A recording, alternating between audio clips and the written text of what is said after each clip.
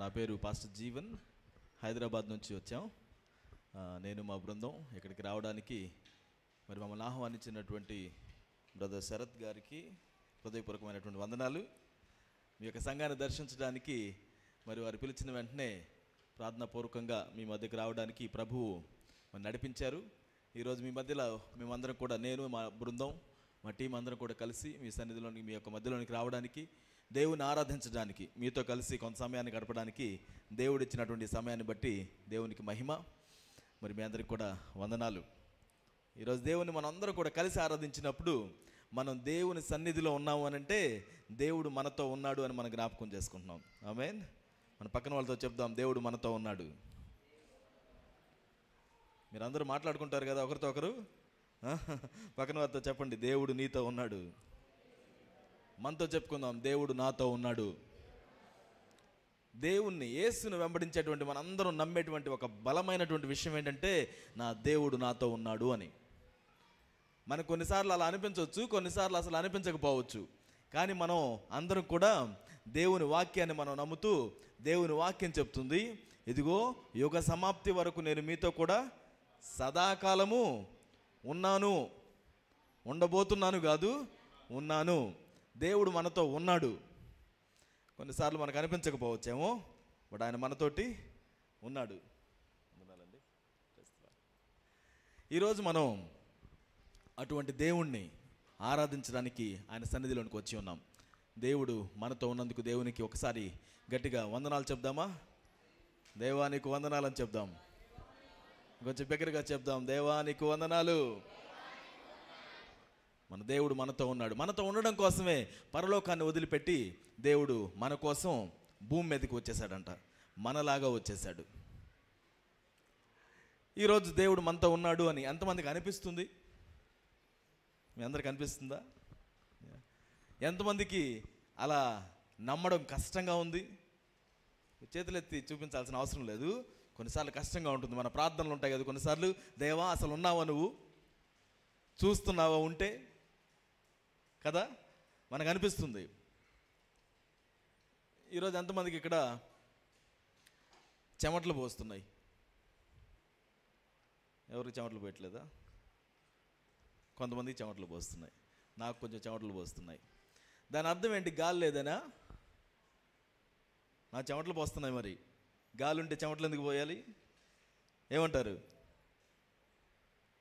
నాకు అనిపించినంత మాత్రాన గాలి లేదంటే కుదరదు కదా. గాలి మనకు కనపడుతుందా? మరి నాకు చూపించండి ఉంటే.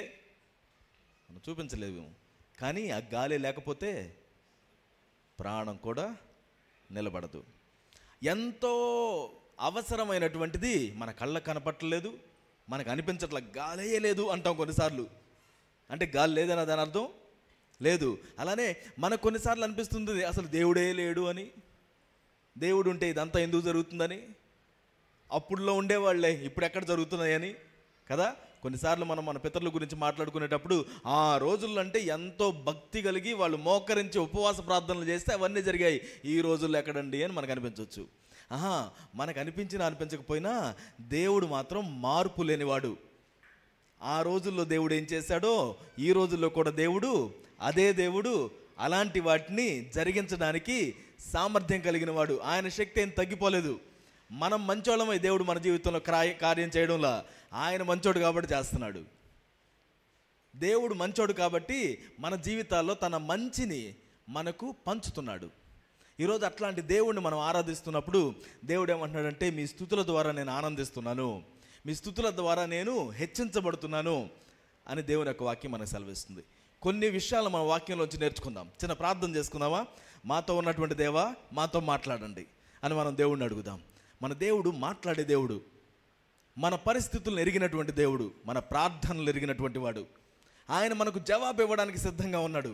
మనం ఆయనతో మాట్లాడితే, నాతో మాట్లాడండి అని అడిగితే మనం అడిగిన దాన్ని పొందుకోవడానికి దేవుడు సహాయం చేస్తాడు. ఈరోజు నీ పరిస్థితి ఏ విధంగా ఉన్నా దేవా నాతో మాట్లాడండి అని నువ్వు కోరుకుంటే దేవుడు మనందరిని ఉపయోగించుకొని నీ జీవితంలో కార్యం చేయడానికి ఆయన ఇష్టపడుతున్నాడు. నీకు నువ్వుగా దేవా నాతో మాట్లాడండి అని ప్రార్థించండి. దేవుడు మాట్లాడకపోతే నన్ను అడగండి. మన దేవుడు మనతో మాట్లాడతాడు, మనకు జవాబిస్తాడు. ప్రార్థన చేసుకుందాం. ప్రభువా నీకు వందనాలు. ఈరోజు నీ సన్నిధిలోనికి మేమందరం కూడా రకరకాల ప్రాంతాల నుంచి కలిసి రావడానికి మీరు కృప చూపించారు. నీ సన్నిధిలో నీ నామాన్ని హెచ్చించడానికి, ఘనపరచడానికి కృప చూపించారు. నీ వాక్యంలో నుండి ఇదిగో కొన్ని విషయాలను మేము నేర్చుకుంటుండగా మీరు మాతో మాట్లాడండి. మా అందరికీ అనుకూలంగా మేము నడవలసిన మార్గాన్ని మాకు బోధించి, ఇదిగో అద్దం ముందు నిలబడి మా యొక్క ఇదిగో లోపాలను సరిచేసుకునే వారిగా ఉన్నట్టుగా మమ్మల్ని మేము నీ యొక్క వాక్యం ఎదుటిగా నిలబడి సరిచేసుకోవడానికి, నడవడానికి మా కృప చూపించి నడిపించవలసిందిగా ప్రార్థిస్తూ, మీరు మాతో ఉన్నందుకు వందనాలు చెల్లించుకుంటూ యేసు నామములో ప్రార్థించి అడిగి వేడుకొనుచున్నాము తండ్రి, ఆమేన్. మన బైబిల్ గ్రంథాలను తీసుకొని లూకాసు వార్త 5వ అధ్యాయాన్ని మనం ఓపెన్ చేసుకుందాం. మీలో ఎంతమంది చదవగలిగిన వాళ్ళు ఉన్నారు? ఒకసారి చేతులు చూపిస్తారా? ఓకే, మీరందరూ బైబిల్స్ చూపించండి. ఈ సంఘంలో మీ బాధ్యత చాలా గొప్పది. ఎందుకంటే ఈ సంఘంలో వాక్యాన్ని చదవగలిగినటువంటి సామర్థ్యాన్ని దేవుడు మీకు ఇచ్చాడు. ఒట్టిగా పరీక్షలు రాయడానికి మాత్రం దాన్ని ఉపయోగించి పక్కన పడేయకండి. ఎవరైనా జీతం ఇస్తామంటే జాబ్ చేసుకుంటూ బ్రతకడానికే ఆ ఎబిలిటీ, సామర్థ్యాన్ని వాడడం పక్కన పెట్టేసేయండి. వాక్యాన్ని చదవండి. వాక్యం చదవలేనటువంటి వాళ్ళతో చదివి వినిపించండి. దేవుని వాక్యంలో జీవం ఉంది. దేవుడు నీకు చదివేటువంటి సామర్థ్యం ఇచ్చాడు అంటే అది కేవలం నీ మట్టుకు పెట్టుకోవడానికే కాదు, మీ తల్లిదండ్రుల మధ్యలో, మీ బంధువుల మధ్యలో, మీ సంఘంలో, మీ చుట్టుపక్కల ప్రాంతంలో దేవుని వాక్యాన్ని గురించి మాట్లాడమని. సో దయచేసి మీరందరూ కూడా మీ చదివేటువంటి ఆ సామర్థ్యాన్ని వ్యర్థంగా పోనివ్వకండి. ఈరోజు మనం లూకాసు వార్త 5వ అధ్యాయాన్ని తీసుకొని మొదటి 10-11 వచనాలు మనం చదవడానికి ప్రయత్నించుదాం. నేను చదువుతాను, మీ అందరూ కూడా వినడానికి. లూకాసు వార్త 5వ అధ్యాయం మొదటి నుండి చదువుతున్నాను.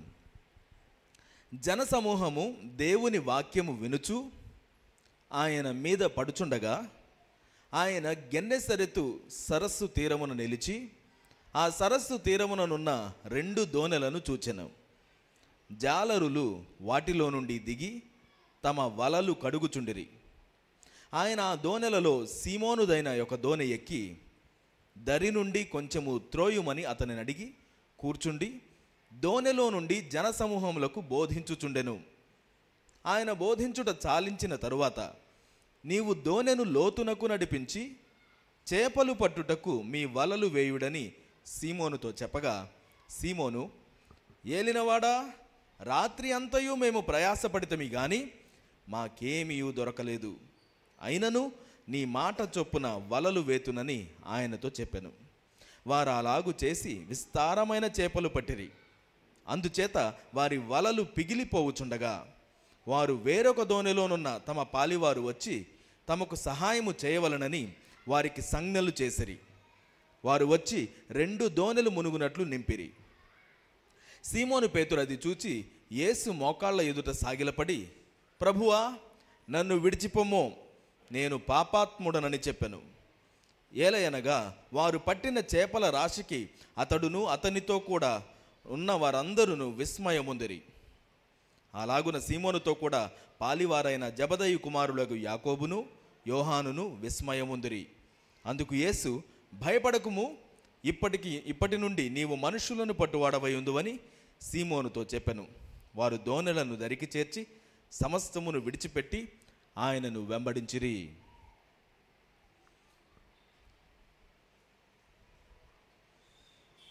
గెన్నెసరెతు సముద్ర తీరం. జనాలందరూ ఆయన దగ్గరికి వచ్చారు. ఎవరి దగ్గరికి? యేసుక్రీస్తు యొద్దకు. గెన్నెసరెతు సముద్ర తీరానికే గలిలయ సముద్ర తీరం అని కూడా పేరు. దాన్నే తిబిరియ సముద్రం అని కూడా పిలుస్తుంటారు అక్కడక్కడ బైబిల్లో. ఇవన్నీ కూడా ఒకటే సముద్రం గురించి మాట్లాడుతున్నాయి, గలిలయ సముద్రం గురించి.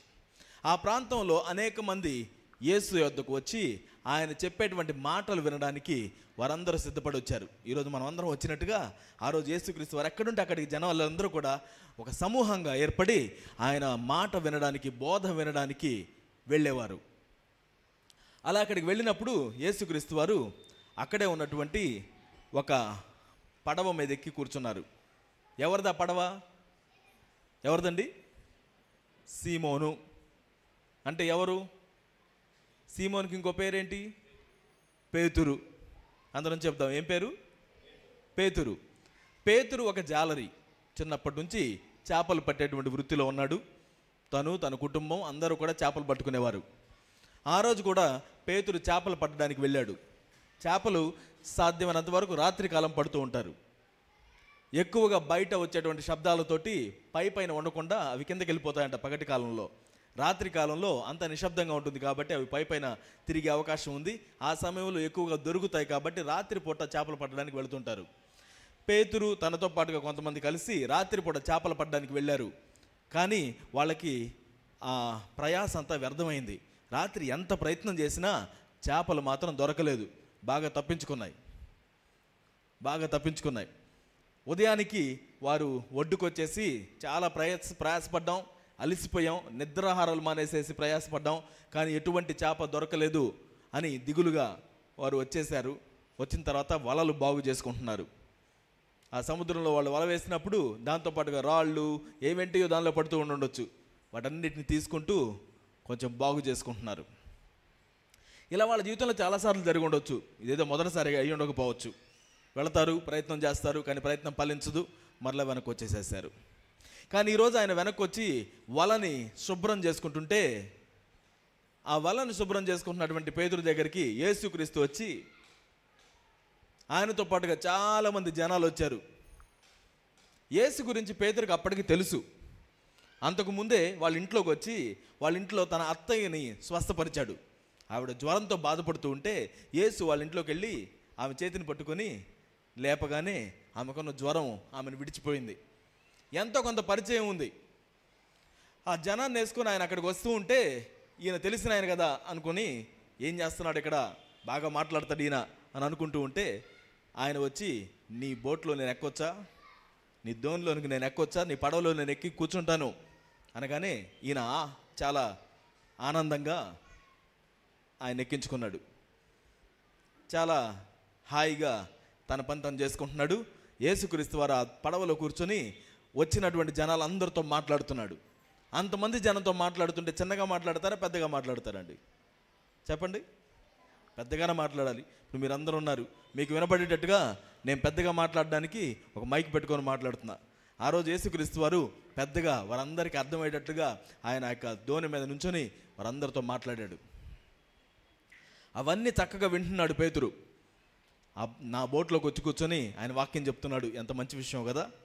మీకు ఎప్పుడైనా అనిపిస్తుందా మన ఇంట్లో కూర్చొని వాక్యం ఎవరైనా చెప్తే ఎంత బాగుంటుంది కదా? చాలా బాగుంటుంది. అలాగా అందరికీ వాక్యం బోధించిన తర్వాత ఆయన వారందరినీ పంపించేసి, ఇంతసేపు ఈ బోట్ని నేను వాడుకున్నాను కదా, ఈ దోణిని, ఈ పడవను వాడుకున్నాను కదా, ఈ పడవ ఇచ్చిన ఆయనకి ఏదైనా ఇవ్వాలనుకున్నాడు, ఏదైనా సహాయం చేయాలి అని అనుకున్నాడు. గమనించండి, తన పడవలోకి వచ్చి కూర్చోవడానికి యేసుక్రీస్తు వారికి ఆహ్వానించినటువంటి పేతురు యొక్క జీవితం ఆ రోజు మారడానికి ప్రారంభమైంది. ఎందుకంటే దేవుని కోసం ఒక పని చేయడానికి ముందుకొస్తే ఆయన ఎప్పుడూ ప్రతిఫలాన్ని ఇవ్వకుండా ఉండడు. పేతురు యేసుకి ఇచ్చినటువంటి ఆ యొక్క ఆతిథ్యం యేసు ఒట్టిగా తీసుకోలేదు. వెంటనే ఇన్ రిటర్న్ ఏదో ఒకటి ఈయన కోసం నేను చేయాలి అనేటట్టుగా ఆయన అన్నాడు, చేపలు పడదాం పదా అన్నాడు. ఏమన్నాడు? చేపలు పడదాం పద. యేసు గురించి వీళ్ళందరికీ తెలుసు. యేసు చేపలు పట్టేటువంటి ఆ కుటుంబంలో నుంచి రాలేదు. యేసుక్రీస్తు వారి తండ్రి యోసేపు గారు వారందరి గురించి అక్కడ ఉన్నటువంటి సమాజం ఏం చెప్పుకునేవారంటే, ఈయన వడ్లవాని కుమారుడు కదా అని చెప్పుకునేవారు. అంటే వడ్రంగి కుటుంబంలో నుంచి ఆయన వచ్చాడు, కార్పెంటర్ పని ఆయన చేసుకుంటూ ఉండేవాడు అని చెప్పేసి నమ్ముతాం. మరి అటువంటి ఆయన వచ్చి చేపలు పడదాం పద అంటే ఎలా ఉంది? వ్యవసాయం చేసుకునే ఆయన వచ్చి ఇల్లు కడదాం పద అంటే ఎలా ఉంటుంది? ఇల్లు కట్టేటువంటి ఆయన వచ్చి పొలం దున్నుదాం పద అంటే ఎలా ఉంటుంది? నీకు రాని పని గురించి నువ్వు మాట్లాడుతున్నావు అని చెప్పుకోవచ్చేమో. యేసుక్రీస్తు వారుండి చేపలు పడదాం పద, లోతుకు వెళదాం పద అనంటే ఆ రోజు పేతురు కూడా అలానే అనిపించుండొచ్చు. ఆయన ఏమంటున్నాడంటే, ఏలినవాడా, రాత్రంతా మేము ప్రయాసపడ్డాం, మాకు ఏమీ దొరకలేదు అని చెప్పడానికి ప్రయత్నిస్తున్నాడు. అయ్యా నువ్వు చాలా చెప్తున్నావు, మేమైతే చాలా ప్రయాసపడ్డాం, ఇప్పుడు చేపలు పడడానికి అది సరియైన సమయం కాదు అని చెప్పడానికి ప్రయత్నించాడు. కానీ యేసు మీద చాలా గౌరవం ఉంది. ఆయన అప్పుడు దాకా చాలా గొప్ప మాటలు మాట్లాడాడు. వెంటనే నేను ఈ మాట విన్ను అనడానికి ఆయనకి మనసు రాలేదు. అని అంటున్నాడు, అయ్యా ప్రయాస పడేసాం, మేము ప్రయత్నించాం, ఈ రోజుకి పోనివ్వండిలే అని చెప్పడానికి ఎంతో ప్రయత్నించాడు. కొన్నిసార్లు మనం కూడా దేవుడు ఏదైనా చెప్పాడు అనుకోండి, చేయడానికి కష్టపడతాం. ఏదైనా చెప్పడం కాదు, ఆయన ఏం చెప్పినా కష్టంగా అనిపిస్తుంది. నువ్వు కాసేపు ఎవరి గురించి అన్నా ప్రార్థన చేయమన్నాడు అనుకోండి దేవుడు, అయ్యా మేము చాలా ప్రయత్నం చేసాం, ఇంకా మా ప్రార్థన ఎందుకు పలికి వస్తుంది? మేము చాలా ప్రయత్నాలు చేసాం, చాలా సంవత్సరాల నుంచి చేసాం, ఇక వీళ్ళలో ఏం మార్పు వస్తుంది? చాలా ప్రయత్నాలు చేసాం, ఇంక ఇప్పటికి పోనివ్వండిలే, మా బ్రతికింతే అనుకుంటాం, మా పరిస్థితి ఇంతే అనుకుంటాం. కొన్నిసార్లు మనం త్వరగానే నిరాశ చెందుతాం. మన కుటుంబాల్లో కొన్నిసార్లు సమాధానం లేనప్పుడు, గొడవలు సృష్టించబడినప్పుడు, కలతలు వచ్చినప్పుడు చాలా ప్రయత్నించి అనుకుంటాం, ఇంకా నా బ్రతికింతేలే, అయిపోయింది, ఇంకా పెద్దగా నేనేమి సాధించలేను, నా వల్ల ఇంకేం కాదు, నా ప్రయత్నం చాలా చేశాను, చివరికి దేవుడు కూడా మార్చలేకపోతున్నాడు. ఉపవాసం ఉండి ప్రార్థన చేశాను, చాలామందితో ప్రార్థనలు చేపించాను, కానీ ఈ మనిషిలో మార్పు రావడం లేదు. నేను చాలా ప్రయత్నాలు చేశాను, నా ఉద్యోగ పరిస్థితి ఏం మారడం లేదు. చాలా ప్రయత్నాలు చేసి అప్పుల పాలయ్యాను, కానీ నా జీవితంలో ఒక్కటి కూడా మంచి జరగడం లేదు, ఇంక ఇంతే కావచ్చు, నేను సర్దుకుపోవాల్సిందే అని సరిపెట్టుకుంటూ మనం బ్రతకడానికి అలవాటైపోతూ ఉంటాం. కానీ యేసుక్రీస్తు వారు మన జీవితంలో మనం సరిపెట్టుకునేటువంటి అరాకొర జీవితాలు జీవించాలని ఆయన ఇష్టపడడం లేదండి. ఆయన ఏమంటున్నాడు తెలుసా? నేను మీ అందరికీ జీవాన్ని ఇవ్వడానికి వచ్చాను. ఏం చెప్తున్నాడండి? జీవాన్ని ఇవ్వడానికి వచ్చాను. ఆ జీవం కూడా కొంచెం కొంచెం కాదు, ఆయన అంటున్నాడు సమృద్ధి జీవాన్ని ఇవ్వడానికి నేను వచ్చాను. ఏ జీవం? సమృద్ధి జీవం, కొలతలు లేకుండా అన్నీ కూడా కలిగి ఉండేవారుగా దేవుడు మనల్ని చేయాలని ఆశపడుతున్నాడు. అన్నీ కలిగి ఉండడం అంటే సంపదలు, సిరి సంపదలన్నీ కూడా కలిగి ఎటువంటి లోపం లేకుండా ఉండడం గురించి కాదు నేను మాట్లాడుతుంది. నీ జీవితంలో అన్నీ తగినట్టుగాను, ఉన్నటువంటి దానిలో సంతృప్తిగా ఉండేటట్టుగాను, అసమాధానాల మధ్యలో శాంతి సమాధానాన్ని కలిగి ఉండేటట్టుగాను ఆయన మనకు తన శాంతిని ఇస్తానని చెప్పేసి ఆయన వాగ్దానం చేస్తున్నాడు. ప్రతి సమయంలో కూడా ఎటువంటి కొరతలు లేకుండా, సింహపు పిల్లలు లేమిగలిగినప్పటికీ నా పిల్లలు కొదువు లేకుండా ఉంటారని వాగ్దానం చేస్తున్నాడు. ఆయన అవసరమైతే కాకులను పంపించి ఆహారం పంపించినటువంటి దేవుడు, బండ నుంచి నీళ్లనిచ్చినటువంటి దేవుడు, సముద్రాన్ని సైతం చీల్చి తన యొక్క ప్రజలను నడిపించినటువంటి దేవుడు, కష్టాల మధ్యలో అవసరమైతే ఆ యొక్క మండే గుండంలో వారితో పాటుగా నిలబడి నడిచినటువంటి దేవుడు, వదిలిపెట్టడం లేదు, కానీ వారిని నడిపిస్తూనే ఉన్నాడు. ఈరోజు పేతురులాగా దేవునికి చెప్పడానికి మీకు నాకు చాలా 1,00,000 సాకులు ఉండొచ్చు. నీకేం తెలుసు ప్రభువా మా గురించి, మా బ్రతుకులు ఇలా అయిపోయాయి అని మనం చెప్పడానికి చాలా కారణాలు ఉండొచ్చు. కొంతమంది అంటారు నాకు చదువు రాదండి, నేనేం చేయగలుగుతాను అని అంటారు. ఇంకొంతమంది అంటారు నా చదువు ఆపేశారండి, నేనేం చేయగలుగుతాను అంటారు. కొంతమంది నా పని ఇంతవరకే చేసుకుంటానండి, ఈ ప్రాంతంలోనే చేసుకుంటాను, ఇంతకు మించి నా బ్రతుకు ఏం బాగుపడుతుందని అనుకుంటారు. నిన్ను నువ్వు తక్కువ అంచనా వేసుకోవడానికి దేవుడు నిన్ను పిలవలేదు. నీ జీవితంలో దేవుడు నిన్ను గొప్పగా వాడుకోవాలనుకుంటున్నాడు. నీకు చదువు వచ్చినా రాకపోయినా నువ్వు మోకరించి దేవుని సన్నిధిలో ప్రార్థన చేసే ప్రతి ప్రార్థనకి పరలోకమే కదిలిపోతుంది అన్న విషయం మీకు తెలుసా? దేవుడు పంపిస్తే ఎంతో గొప్ప దేవదూతలు కూడా కదిలి వచ్చి మనకి సమాధానాన్ని తీసుకొస్తాయన్న విషయం తెలుసా? దేవుడు మన పక్షాన ఉన్నప్పుడు ఎవ్వరూ మనకు విరోధిగా నిలబడడానికి వీల్లేదన్న విషయం తెలుసా? అవన్నీ మనకు తెలిసినా మర్చిపోతూ ఉంటాం, పక్కన పెట్టేస్తూ ఉంటాం. మనకు కనిపించేవి మనకు పెద్దగా అనిపిస్తాయి. ఈరోజు నేను మీ అందరికీ కూడా ఒక విషయం తెలియజేయాలని చెప్పేసి ఆశపడుతున్నాను. మన దేవుడు మనల్ని విడిచిపెట్టేవాడు కాదు. ఆయన చెయ్యాలి అని అనుకున్న ప్రతి దానిని మన జీవితంలో ఆయన చేయగలిగిన వాడుగా ఉన్నాడు. దేవుడు మనల్ని ఏదైనా ఒక తలుపు తెరిచాడు అంటే ఆ తలుపు మూయడం ఎవరి వలన కాదు అన్న విషయం మీరు గుర్తుపెట్టుకోవాలి. కొంతమంది అంటూ ఉంటారు దేవుడు వరం ఇచ్చినా, కానీ నిజానికి బైబిల్ ఆ విషయంగా చెప్పడం లేదండి.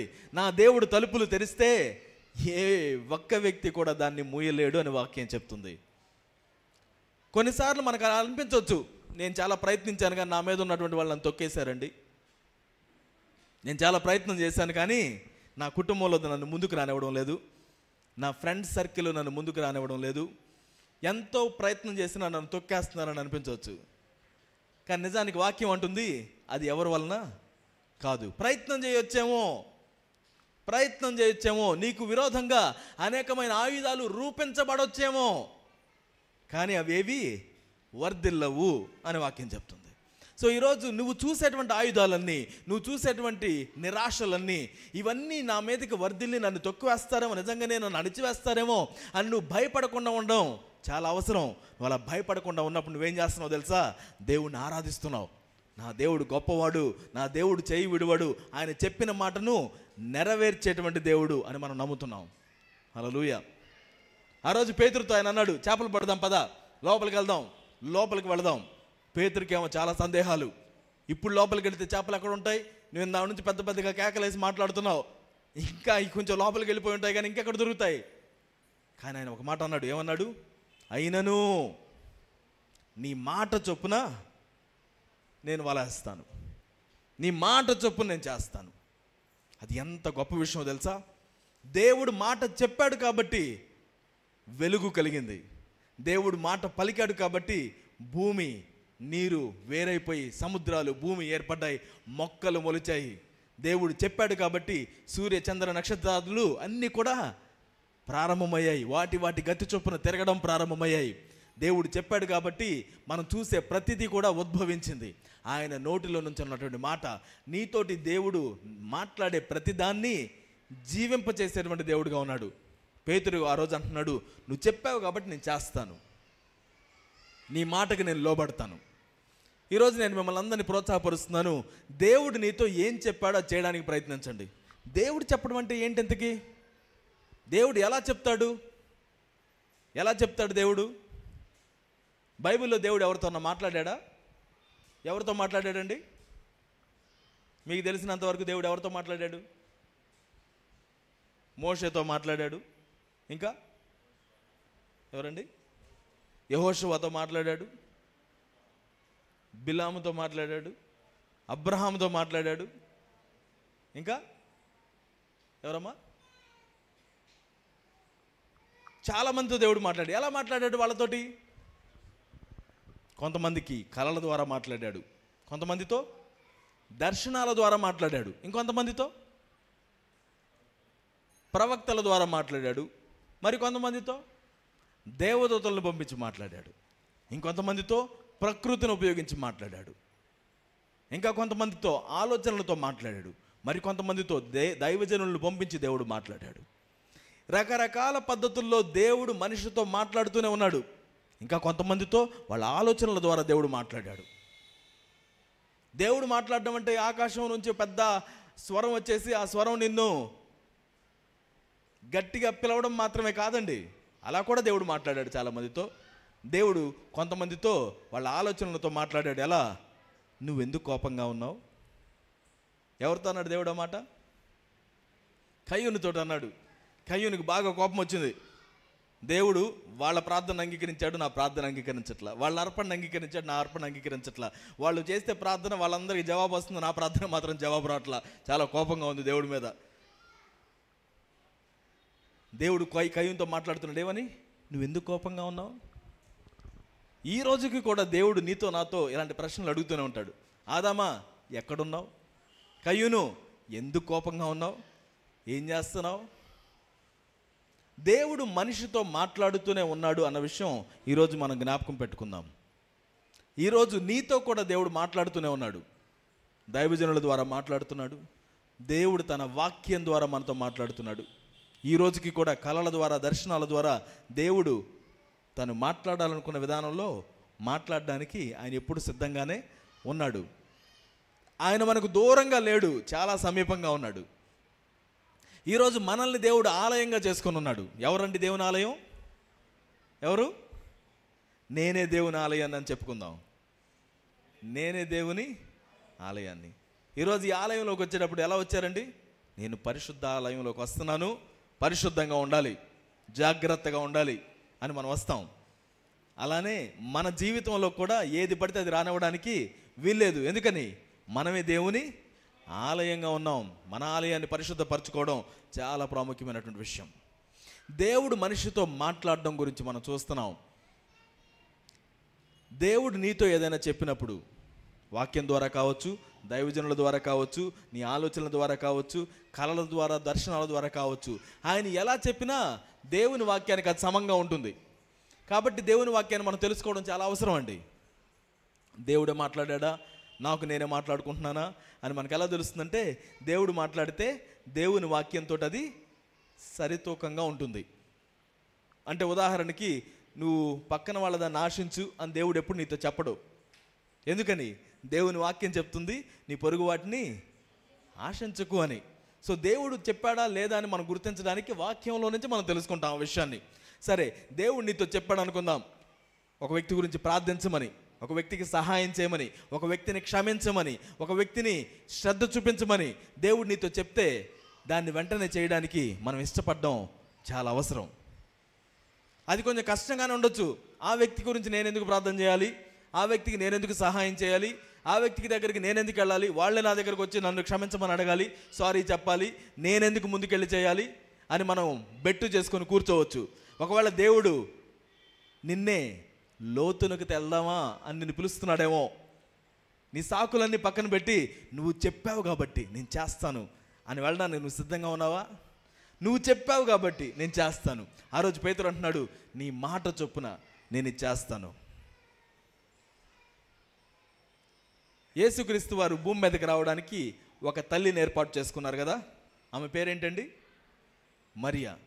ఆమె దగ్గరకు గాబ్రియేలు దేవదూత వచ్చినప్పుడు ఆ దేవదూత చెప్పాడు, నీవు ఆశీర్వదించబడిన దానివి, దేవుడు భూమి మీదకి రావాలని ఆశపడుతున్నాడు నీ గర్భం నుంచి అని చెప్తే ఆమె ఏం చెప్పిందండి? నీ మాట చొప్పున నాకు కానివ్వండి. మీ మాట ఏదైతే ఉందో అది కానివ్వండి. అది చిన్నదేం కాదు. ఎందుకని? ఒక కన్యక అయినటువంటి ఒక కుమార్తె గర్భవతి అయి ఒక కుమారుని కంటమంటే రాళ్ళు తీసుకొని కొట్టమని ధర్మశాస్త్రం చెప్తుంది. మరణశిక్ష నా మీదకి వచ్చినా పర్వాలేదు, నీ మాట చొప్పున నా జీవితంలో జరగనివ్వండి. దేవుని మాట చొప్పున తను ముందుకు వెళితే దేవుడు తనని ఘనపరిచాడా, గణపరచలేదా? గణపరచడం అంటే ఇప్పుడు మనకు బాగానే ఉంది. ఆ రోజుల్లో గణపరచడం అంటే ఏమంత బాగాలేదు. ఎలా? ఆమెకు ఒక శిశువు జన్మిస్తున్నాడు. ఎక్కడ ఏ హాస్పిటల్లో తీసుకెళ్ళాలనుకుంటే తెలియడం లేదు. అందరూ బుక్ అయిపోయారు. ఇప్పుడు ఎక్కడ వస్తారు మీరు? ఇప్పుడు మేము మీకు సమయం ఇవ్వలేదు, మీకు సహాయం చేయలేము అనేటువంటి పరిస్థితుల్లో వాళ్ళు ఉన్నారు. సరే, ఏదో ఒక విధంగా జన్మనిచ్చారు, అంత బాగానే ఉంది అనుకునేటప్పటికీ ఆయన చంపడానికి వస్తున్నారు, మీరు పారిపోండి అని చెప్పాడు. అదే దేవుడు. పారిపోండి అంటే మరలా పారిపోవడం స్టార్ట్ అయ్యారు. ఎక్కడికి పారిపోయారు తెలుసా? ఐగుప్తు దేశానికి పారిపోయారు. ఐగుప్తు దేశం అంటే ఏ దేశం? ఇశ్రాయేలీయులు అందరూ బానిసత్వంలో ఉన్నటువంటి ఆ దేశంలోనికి పారిపోయారు. ఇదేం జీవితం? దేవుడు కదా వెళ్ళమనింది, దేవుడు కదా ఒక కుమారుని ఇస్తానన్నాడు. దేవుడు ఇచ్చిన కుమారుడి కోసం మరలా ఇదంతా ఏంటి? అక్కడికి పారిపోయారు. మరలా దేవుడు వెనక్కి తీసుకొని వచ్చాడు. ఎన్నో ఇబ్బందులకి, ఎన్నో కష్టాలకి ఓర్చుకొని ఆవిడ ముందుకు సాగింది. తన బ్రతికున్న కాలంలోనే ఆయన చిత్రహింసలు పొంది సిలువ వేయబడ్డం కూడా ఆ తల్లి చూసింది. కానీ ఆవిడ దేవుని మాటకు లోబడినందుకు ఈరోజు మనందరికీ కూడా ఆశీర్వాదానికి కారణమైంది. తన జీవితకాలంలో కష్టం అనిపించవచ్చేమో, కానీ మనందరికీ ఆశీర్వాదంగా తన జీవితాన్ని దేవుడు ఉంచాడు.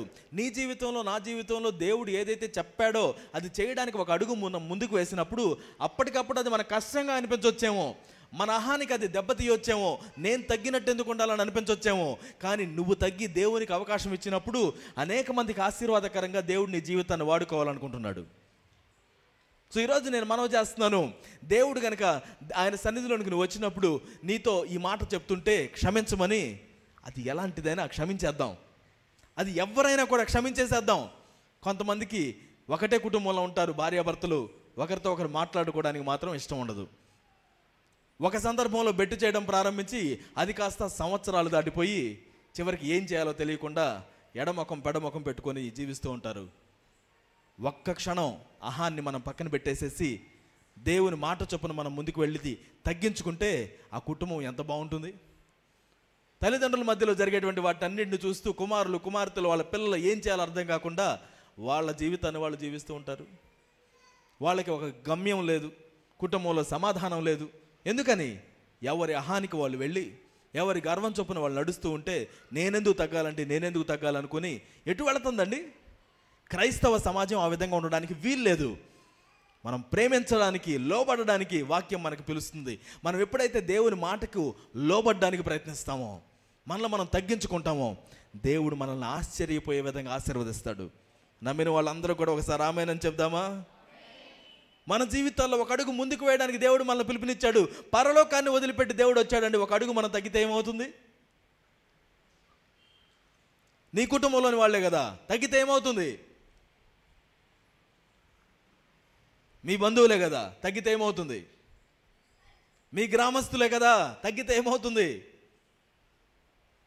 ఆయన తన్ను తాను తగ్గించుకొని మన కోసం ప్రాణం పెట్టాడు. అంతకు మించిన ప్రేమ ఎవరైనా చూపిస్తారా? ఆయన ఏం చెప్తున్నాడంటే, నాలాగా మీరు కూడా జీవించండి.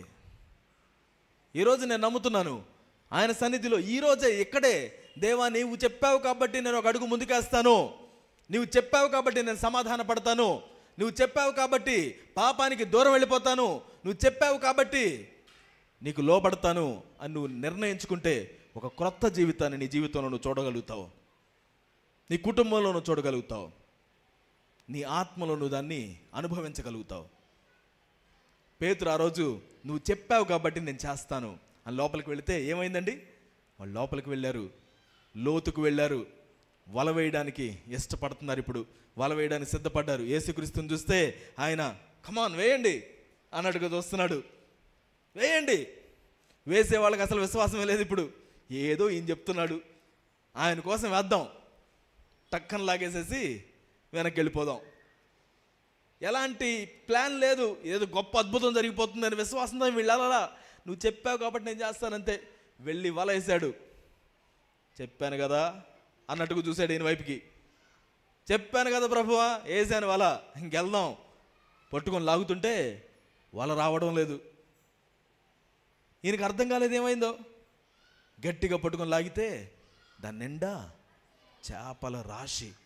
అసలు ఇది కళ నిజమో అర్థం కాలేదు. ఒక జాలరి కుటుంబంలో జన్మించినటువంటి పేతురికి అది ఆశ్చర్యాన్ని తెప్పించిందట.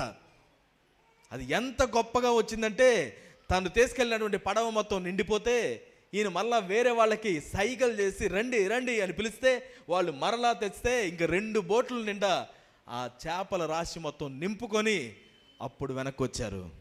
దేవుని మాటకు లోబడితే ఫలితం ఎప్పుడు కూడా ఆశీర్వాదమే. హల్లెలూయా. చిన్నదే, నీతో పాటు నేను లోపలికి వస్తాను, నీతో పాటుగా నేను వల వేస్తాను, నువ్వు చెప్పినట్టే, అంతే. క్రొత్త టెక్నిక్లు ఏమేమి లేవు ఇక్కడ. ఆయనకు లోబడమే. దేవునికి లోబడుడి, అపవాదిని బిగ్గరగా చెప్పండి, దేవునికి లోబడుడి, అపవాదిని ఎదిరించండి. దీనిలో మనం చాలామంది రెండోది చేస్తాం. ఏంటిది అది? అపవాదిని ఎదిరించడం.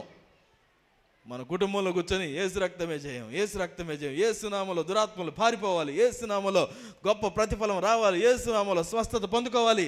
నువ్వు 1,00,000 చెప్పుదు కాక ముందుది చేయకుండా రెండోది జరగమంటే కష్టమే. ఏంటది? దేవునికి లోబడి ఉండుడి, అపవాదిని ఎదిరించండి. ఆయనకు ముందు లోబడి ఉండాలి, తర్వాతనే అపవాదిని ఎదిరించాలి. నీవు నేను దేవునికి లోబడుతున్నామా? ముందు మన ప్రార్థనలు ఎలా ఉంటాయి, మన మొక్కుబడులు ఎలా ఉంటాయి అంటే, ప్రభువా నువ్వు ముందు చెయ్యి, తర్వాత నేను నీకు లోబడతా. ఒక అద్భుతం చెయ్యి నా జీవితంలో, తర్వాత నా జీవితం మొత్తం నీకు ఇచ్చేస్తా. నాకేదైనా గుర్తు చూపించు, తర్వాత నావన్నీ నీవే అని చెప్తాను నేను. నా కుటుంబానికి చెప్పుకోవాలి కదా, ఏదైనా చేసి చూపించు నాకు. దేవునితో మనం బిజినెస్ మాట్లాడుతుంటాం. నాకు ముందు నువ్వేమైనా చెయ్యి, అప్పుడు నేను వదిలేసి వస్తానని. ఆయన ఏమంటున్నాడంటే, నాకు లోబడి ఉండండి, అపవాదిని ఎదిరించండి, అప్పుడు వాడు మీ యొద్ద నుంచి పారిపోతాడు. ఎప్పుడైనా మీ వెంట కుక్కలు పడ్డాయా? ఈ ప్రాంతంలో కుక్కలు ఎలా ఉంటాయో నాకు తెలీదు. ఇందాక చూశాను, ఇక్కడ అటు ఇటు తిరుగుతుంటే ఇక్కడ కుక్కలు వచ్చేసి పైకి కిందకి తిరుగుతున్నాయి. రాత్రిపూట ఎప్పుడన్నా నడుచుకుంటూ వెళుతుంటే కుక్కలు వెంట పడుతుంటాయా? మంచి కుక్కలు ఉన్నాయి మీ దగ్గర కదా? అలా వెంట పడుతూ ఉంటే ఎప్పుడైనా అవి వేరే జంతువులను తరవడం చూసారా? నా చిన్నతనంలో చూశాను. పందులను మేపుకునేవాళ్ళు. ఇటువైపు కుక్కలు, గ్రామసింహాలు అంటారు కదా వాటిని. ఇవి కాస్త పంది ఎప్పుడన్నా వెళుతూ ఉంటే వాటి వెనక పరిగెత్తుతూ ఉంటాయి, అరుచుకుంటూ పరిగెత్తుతూ ఉంటే ఈ పంది కూడా దాని దగ్గర నుంచి అవి తరుముతుంటే ఇది పరిగెత్తుతూ ఉంటుంది. పరిగెత్తి పరిగెత్తి పరిగెత్తి పరిగెత్తి అలసిపోయి ఇంకా పరిగెత్తడానికి కుదరక ఆగిపోతుంది. అప్పటిదాకా తరుముతున్నటువంటి కుక్కలన్నీ అక్కడ దాకా వచ్చి ఆగి నిలబడి అరుస్తుంటాయి. ఇది వెనక్కి తిరిగి గుర్రు అనగానే అవి కాస్త వెనక్కి తిరిగి వెళ్ళిపోతుంటాయి. నువ్వు పరిగెత్తినంతసేపు అవి పరిగెత్తుతూనే ఉంటాయి, నిన్ను పరిగెత్తిస్తూనే ఉంటాయి. నువ్వు ఆగి నిలబడినప్పుడు ఏమండి, నువ్వు ఆగి నిలబడినప్పుడు అవి వెనకకు తిరిగి వెళ్ళిపోతాయి.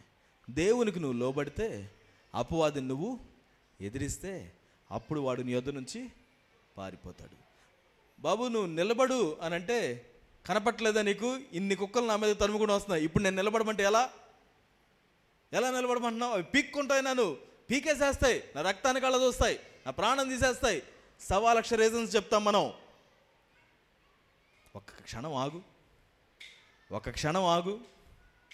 కష్టం, కానీ పరిగెత్తి పరిగెత్తి పరిగెత్తి అలసిపోయి నా వల్ల కాదు ప్రభువా నీకేస్తున్నాను అని కూర్చుంటే, అప్పుడు ఒక్కసారిగా దేవుని కార్యం జరగడం మనం చూస్తే, అమ్మో అప్పుడే విని ఉండాల్సింది కదా, అప్పుడే చేసి ఉండాల్సింది కదా, ఇంత బాధ తప్పేది కదా అని మనకు అనిపిస్తూ ఉంటుంది. ఈ జీవితంలో అలాంటి సంఘటనలు ఏమైనా జరిగాయా? మన ప్రయత్నం మనం చేసి చేసి చేసి చేసి విసిగిపోయి అప్పుడు దేవుని దగ్గరికి వస్తే, దేవుడు క్షణంలో నీకు సహాయం చేస్తే, అర్రే దేవా అప్పుడే నీ దగ్గరకు వచ్చి ఉండాల్సింది అని మనకు అనిపిస్తుండొచ్చాము. ఈరోజు నేను మిమ్మల్ని అడుగుతున్నాను, దేని నుంచి పారిపోతున్నావు? దేని నుంచి దాక్కుంటున్నావు? ఎవరి దగ్గర నుంచి దాక్కుంటున్నావు? నిలబడు. దేవుడు నీ పక్షంగా పోరాడేటువంటి వానిగా ఉన్నాడు. నువ్వు పారిపోమని దేవుడు చెప్పడం లేదు, ఆయన నీతో పాటుగా నిలబడతానని చెప్తున్నాడు.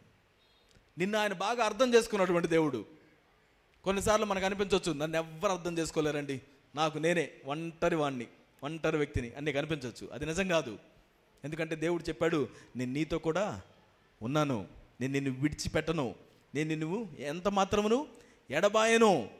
ఆయన చేసిన వాగ్దానం అది. ఆ వాగ్దానాన్ని మనం ఏమాత్రం సందేహించడానికి వీల్లేదు. అన్నీ చూస్తున్నటువంటి దేవుడు నీకు సహాయం చేయడానికి సిద్ధంగా ఉన్నాడు. ఆ రోజు పేతురు యొక్క డిసప్పాయింట్మెంట్, బాగా నిరాశలో ఉన్నటువంటి పేతుర్ని దేవుడు కలుసుకుంటే, ఆ రోజు ఏం జరిగింది? గొప్ప అద్భుతం జరిగింది. వారందరూ విస్మయం పొందారంట. ఆ విస్మయం పొందినప్పుడు పేతురు వచ్చి ఆయన దగ్గరకు వచ్చి అంటున్నాడు, ఏమంటున్నాడు? ప్రభువా నేను పాపాత్ముడను. దేవుడు ఒక వ్యక్తి జీవితంలో తన కార్యం చేసినప్పుడు ఆ వ్యక్తి గుర్తించేటువంటి విషయం ఏంటంటే, దేవుడు పరిశుద్ధుడు, నేను పాపిని అని. మీలో ఎంతమంది ఇక్కడ దేవుడు పరిశుద్ధుడు అని నమ్ముతున్నారు? దేవుడు పరిశుద్ధుడు అని నమ్మిన వాళ్ళు ఒకసారి చేతులు ఎత్తి చూపించండి. దేవుడు పరిశుద్ధుడు చెప్దాం ఒకసారి. దేవుడు మీలో ఎంతమంది నేను పాపిని అనేవాళ్ళు ఉన్నారు? కొంచెం కష్టంగా ఉంటుంది, అయినా కానీ నేను పాపిని నన్ను నమ్మితే ఒకసారి చేతులు ఎత్తి చూపించండి. ఇది కూడా చెప్పండి, నేను పాపిని. సంఘంలో కూడి వచ్చేటువంటి వాళ్ళు చాలాసార్లు మనందరం పరిశుద్ధుల సమాజం అని అనుకుంటాం. నిజానికి ఇది పాపుల సమాజం. నేను పాపిని అని గుర్తించిన వాళ్ళు మాత్రమే దీనిలో ఉంటారు. అయినా కూడా లెక్కలు వేస్తుంటాం మనం కొన్నిసార్లు. ఒక స్కూల్లో ఒక వ్యక్తికి ఫెయిల్ మార్క్స్ వచ్చాయంట. అంటే ఎంత ఇప్పుడు ఫెయిల్ మార్క్స్ ఎంత? 35 కంటే తక్కువ, అంతే కదా? 35 కంటే తక్కువ అంటే ఆ అబ్బాయికి 30 మార్కులు వచ్చాయంట. ఫెయిల్ అయిపోయాడు, 30 మార్కులు వచ్చాయి. అందరికి పేపర్లు ఇచ్చేశారు. ఈ 30 మార్కులు వచ్చి ఫెయిల్ అయిన వాడు నవ్వుతున్నాడంట. ఏంట్రా నవ్వుతున్నావు అంటే, ఇదిగో వీడికి 20 మార్కులు వచ్చాయి.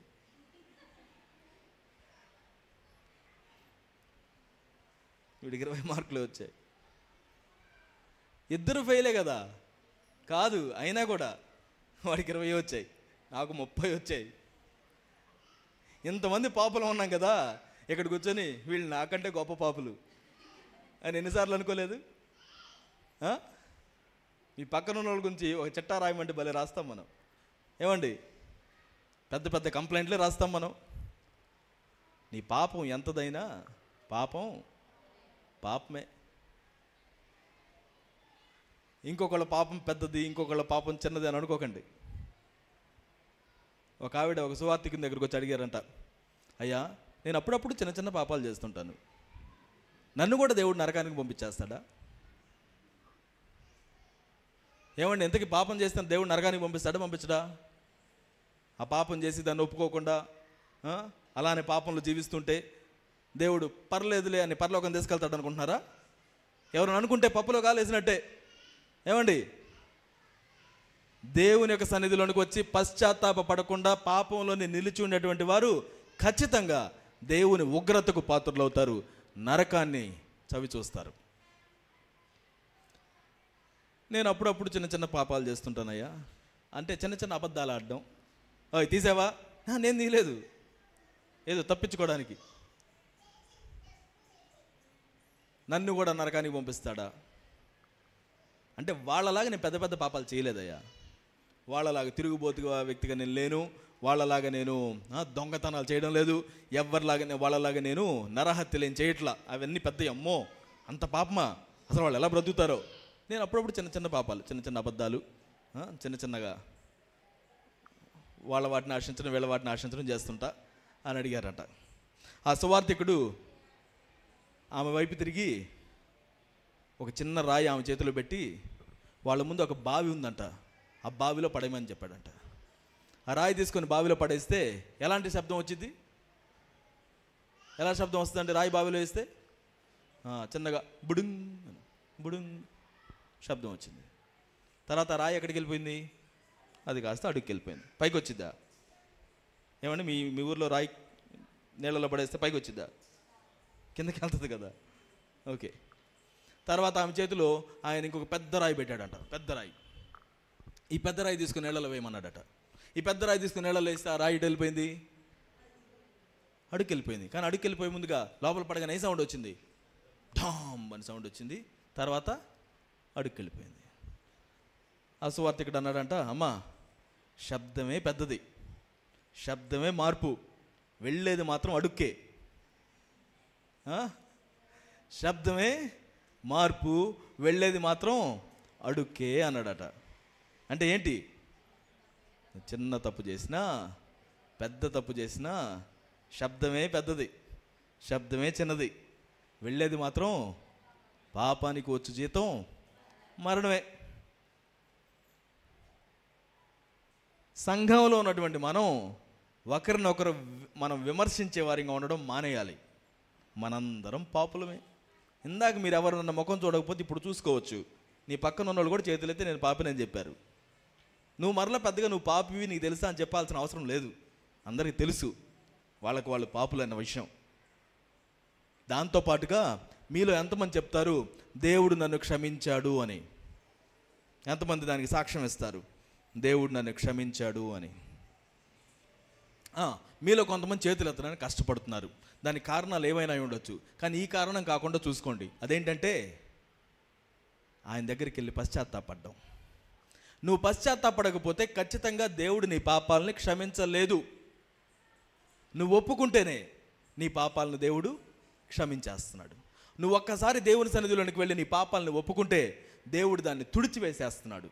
మరలా అది ఏమాత్రం కనిపించకుండా దేవుడు చేసేస్తున్నాడు. నీకు గుర్తుండొచ్చు, నీకేం మర్చిపోవు, కానీ ఇది కూడా గుర్తుపెట్టుకోవాలి, నేను ఒప్పుకున్నాను, పశ్చాత్తాపడ్డాను, దేవుడు దాని నుంచి నాకు క్షమాపణను ఇచ్చాడు.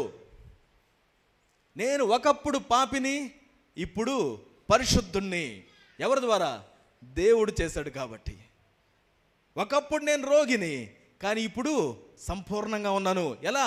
నాకు సర్జరీలు జరిగిపోయాయి, నాకు మంచిగా అయింది, మందులు వాడాను, ఇప్పుడు బాగా బాగుపడ్డాను. ఎలా ఉన్నావు నువ్వు? బాగున్నానండి. ఏమైంది? ఒకప్పుడు రోగివా కాదా? రోగినే. ఇప్పుడు బాగున్నావా? బాగున్నాను. అలానే నువ్వు పాపివా? అవునండి, ఒకప్పుడు పాపిని, కానీ ఇప్పుడు ఏం చేస్తున్నాను? పరిశుద్ధునిగా ఉన్నాను. ఎవరి ద్వారా? దేవుడు చేస్తున్నటువంటి కార్యం మన జీవితంలో. మరలా నువ్వు పడుతూ లేస్తున్నావేమో, అయినా దేవుని సహాయాన్ని కోరుకో, వెంటనే పశ్చాత్తాపడు, ఆయన సన్నిధిలోనికి వెళ్ళు. చేసినటువంటి దాన్ని మరలా తిరిగి చేసేటువంటి విధంగా జీవించకండి. వాక్యంలో 2-3 చోట్ల మనం చదువుతాం, పంది బురదకు తిరిగినట్టుగా. కడుగబడినటువంటి పందంట మరలా వెళ్ళి బురదలో పడిపోతే ఎలా ఉంటుంది, అలా కొన్ని జీవితాలు ఉండే అవకాశాలు ఉన్నాయట. దానికి మనం దూరంగా ఉండడం నేర్చుకోవాలి. మన జీవితంలో దేవునికి స్థానం మనం కల్పించాలి. దేవునికి లోబడి ఉంటే అపవాదిని మనం ఎదిరించగలుగుతాం. ఈరోజు మనం అందరం కూడా సంఘంలో ఎలాంటి తారతమ్యాలు లేకుండా మనం జీవించడం దేవుడు మనకిచ్చిన పిలుపు. ఒకరిని తక్కువ చేసి చూడడం, ఒకరిని ఎక్కువ చేసి చూడడం, మనం ఆ విధంగా చూడడానికి వీల్లేదని వాక్యం మనతో చెప్తుంది. యాకోబు పత్రికలో మనం చక్కగా చదువుతాం. మీ యొక్క మందిరంలోనికి ఎవరన్నా కానీ ఏమండి బాగా సూటు బూట్లు వేసుకొని వచ్చారనుకోండి, వాళ్ళు వచ్చి రెండండి మీరు ఇక్కడ కూర్చోండి అని కూర్చోబెడతాం. అదే చింపిరి బట్టలు వేసుకొని వచ్చారనుకోండి ఎవరన్నా, వాళ్ళు ఇక్కడ ముందుకు రావడానికి ప్రయత్నిస్తే లేదు లేదు ఇక్కడ కూర్చో అని చెప్పేసి వాళ్ళని అక్కడే కూర్చోబెడతాం. వాళ్ళు మనుషులే, వీళ్ళు మనుషులే. మనుషుల మధ్యలో ఎందుకు వైషమ్యాలు, ఎంత భేదాలు ఎందుకు చూపిస్తున్నారు? చూపించకండి. సంఘం అనేటువంటిది ప్రతి ఒక్కరూ అవసరతల్లో వచ్చినటువంటి వాళ్ళే. వాళ్ళందరికీ దేవుని సహాయం కావాలి. వాళ్ళు ఎవరైనా సమానంగా చూడడం దేవుడు మనకిచ్చినటువంటి నడిపింపు. ఈరోజు ఇక్కడ కూర్చున్నటువంటి వారిలో, ఈ మాట వింటున్నటువంటి వారిలో ఎవరైనా మరొక వ్యక్తిని గురించి తక్కువగా మాట్లాడడం, తక్కువగా చేసి చూడడం చేస్తున్నావంటే నువ్వు దేవుని సంఘంలో ఎట్లాంటి పాలి పంపులు పంచుకోవడం లేదని అర్థం. ఆయన సంఘం ఎట్లాంటి వైషమ్యాలు, భేదాభిప్రాయాలు లేకుండా ఉండాలని దేవుడు ఏర్పాటు చేసుకున్నటువంటిది. మనందరికీ అది కష్టంగా ఉన్నా ఆయన శక్తిని బట్టి, ఆయన నడిపింపుని బట్టి మనం కలిసి ముందుకు సాగడానికి దేవుడు నడిపిస్తున్నాడు. మనలో పెద్ద పాపులం, చిన్న పాపులం అందరం ఉన్నాం. బట్ చివరికి అందరం పాపులమే. కానీ దేవుని వలన పరిశుద్ధులంగా చేయబడ్డాం. ఆ విషయం మర్చిపోకండి. దేవుడు నన్ను పరిశుద్ధపరిచాడు, దేవుడు నిన్ను పరిశుద్ధపరిచాడు. ఆయన రూపంలోనికి దేవుడు మనల్ని మారుస్తున్నాడు. ఈ విషయాన్ని ఎప్పుడు కూడా మర్చిపోకండి. నా జీవితాన్ని దేవుడు మారిస్తే నీ జీవితాన్ని మార్చగలుగుతాడు. నీ జీవితాన్ని దేవుడు మారిస్తే నీ ప్రక్కన ఉన్నటువంటి వ్యక్తి జీవితాన్ని కూడా దేవుడు మారుస్తాడు. నీ జీవితంలో దేవుడు నీకు బుద్ధి పుట్టిస్తే నీ కుటుంబంలో ఉన్నటువంటి నీ భర్త జీవితంలో ఆయన ఆ యొక్క బుద్ధిని పుట్టించగలుగుతాడు. నీ భార్య జీవితంలో బుద్ధిని పుట్టించగలుగుతాడు. నీ పిల్లల జీవితంలో దేవుడు బుద్ధిని పుట్టించగలుగుతాడు. నా మాట వినట్లేదండి అని మీరు అనడానికి వీల్లేదండి. ప్రార్థించండి. ఎంతమంది తల్లులు బలంగా చేసినటువంటి ప్రార్థనకు ఎంతోమంది దైవజనులు దేవుడు లేవనెత్తి ప్రపంచవ్యాప్తంగా వాడుకున్నాడో తెలుసా? ఈరోజు నీ కుటుంబంలో ఉన్నటువంటి వ్యక్తులు దేవుని మహిమ కోసం వాడబడాలని ఎంతమంది ప్రార్థన చేస్తున్నారు ఇక్కడ ఉన్న వాళ్ళల్లో? ఏమండి, నా కుటుంబంలో ఉన్నటువంటి నా పిల్లలు దేవుని మహిమ కోసం వాడబడాలని ఎంతమంది ప్రార్థన చేస్తున్నారు? ఓకే, ఈ రోజు నుంచి నేను ప్రార్థన చేస్తానండి మా కుటుంబంలో ఉన్న పిల్లల కోసం అని ఎంతమంది చెప్తారు? చేతులు చూపిస్తారా? ఒట్టిగా మందిరానికి వచ్చాం వెళ్ళిపోతాం అంతా బాగానే ఉంటుంది అనుకోకండి. మనం చేయాల్సిన పనులు ఉన్నాయి. మన కుటుంబం కోసం, నీ కుటుంబం కోసం మోకరించి ప్రార్థన చేయడం నీకు కష్టమైపోతే వాళ్ళ గురించి నువ్వు చెప్పగలిగిందల్లా కూడా దుఃఖంతో కూడుకు ఉంటుంది. ప్రార్థించవలసిన వారిగా మనం ఉన్నాం. ప్రార్థించండి, ప్రతిఫలం ఉంటుంది. దేవుడి వల్ల జరుగుతుంది, నీ వల్ల కాదది. నీ మాటలు వినట్లేదేమో, కానీ దేవుడు చెవి పట్టుకొని చెవి పిండి తీసుకొచ్చి కూర్చోబెడతాడు. నువ్వు మోకరించి ప్రార్థన చేస్తే అది ఎలాంటి వ్యక్తులనైనా దేవుడు మార్చగలుగుతాడు. ఆయనకు అవకాశం ఇచ్చి చూద్దాం, ఆయనకు లోబడి చూద్దాం, అపవాదిని ఎదిరించుదాం. దేవుని కార్యాలు మన జీవితంలో జరుగుతాయి. పేతురు జీవితంలో ఆయనకు లోబడ్డానికి ముందుకెళ్ళాడు, దేవుడు గొప్ప కార్యం చేశాడు. ఆ రోజు పేతురు ఏం చేశాడంటండి? ఏం చేశాడని చదువుతాం. అతడు సమస్తాన్ని విడిచిపెట్టి ఆయనను వెంబడించిరి. అంత గొప్ప చేపలు 2 పడవల నిండా పట్టుకొని బయటకు వచ్చారు కదా. చాలా పని ఉంది వాళ్ళకి ఆ రోజు. వాటన్నిటిని తీసుకొని వాటన్నిటిని గ్రేడ్ చేసి వాటన్నిటిని అమ్ముకోవాలి. వచ్చినటువంటి ధనంతో కుటుంబంలో సుఖంగా జీవించాలి. అంత గొప్ప సంపద వాళ్ళ కళ్ళ ముందు కనపడుతుంటే వాటన్నిటిని వదిలిపెట్టేసేసి యేసుని వెంబడించడానికి ముందుకు వెళ్ళిపోయారంట. ఈరోజు నేను ఈ ప్రశ్న అడుగుతాను, మీరు యేసుని ఎందుకు వెంబడిస్తున్నారు? హలో, అందరు ఇక్కడే ఉన్నారా? ఒక క్షణం అందరం లేచి నిలబడదామా?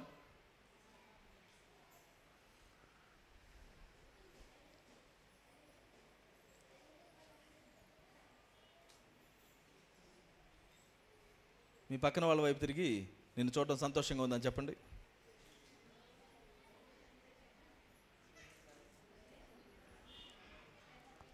సంతోషంగా లేదంటారు? అయితే సంతోషంగానే ఉన్నారా? కూర్చుందాం.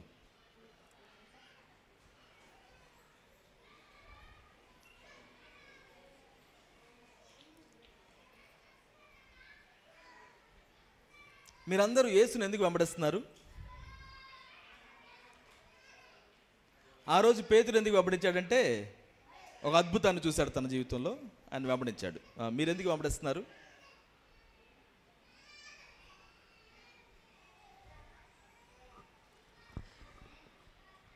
యేసును వెంబడించడం, కొంతమంది అనుకుంటారు నేను క్రైస్తవ కుటుంబంలో జన్మించాను కాబట్టి నేను చర్చికి వెళ్తానండి, అంతే కదా చేసేది, కాబట్టి యేసుని నేను వెంబడిస్తున్నానండి అని అనుకుంటారు. బట్ నువ్వు యేసుని ఎందుకు వెంబడిస్తున్నావు? నీ తల్లిదండ్రులు వెళ్తున్నారు కాబట్టి నువ్వు కూడా మందిరానికి వస్తున్నావా? ఇంకెక్కడికన్నా వెళ్తే కాళ్ళెర కొడతారని మందిరానికి వస్తున్నావు భయంతో? ఎందుకు వస్తున్నావు మందిరానికి? యేసు చెప్పినటువంటి మాటల్ని చదవడానికి ఎందుకు ఇష్టపడుతున్నావు? వాక్యాన్ని వినడానికి ఎందుకు ఇష్టపడుతున్నారు? దేవుడు ఎలా చెప్పాడు, నేను ఎలా జీవించాలి అని ఎందుకు నిర్ణయాలు చేస్తున్నావు? ఎందుకు చేస్తున్నావు? అది ఎందుకు ప్రారంభమైంది నీ జీవితంలో? ఇది మీరు గుర్తించుకోవాల్సినటువంటి విషయం. ఒకవేళ మీలో ఎవరైనా మా కుటుంబం అంతా చర్చికి వెళ్తారు కాబట్టి నేను కూడా చర్చికి వెళ్తున్నాను అని మాత్రమే అనుకుంటే, యేసుని వెంబడించడం అనేటువంటిది వ్యక్తిగతమైనటువంటి విషయం, వ్యక్తిగతమైన నిర్ణయం. నీ కుటుంబం అంతా క్రైస్తవులుగా ఉన్నారు కాబట్టి నువ్వు క్రైస్తవులు అవ్వడానికి వీల్లేదు. ఇది కులానికి సంబంధించిన విషయం కాదు, ఇది ఒక మతానికి ఒక వర్గానికి సంబంధించిన విషయం కాదు.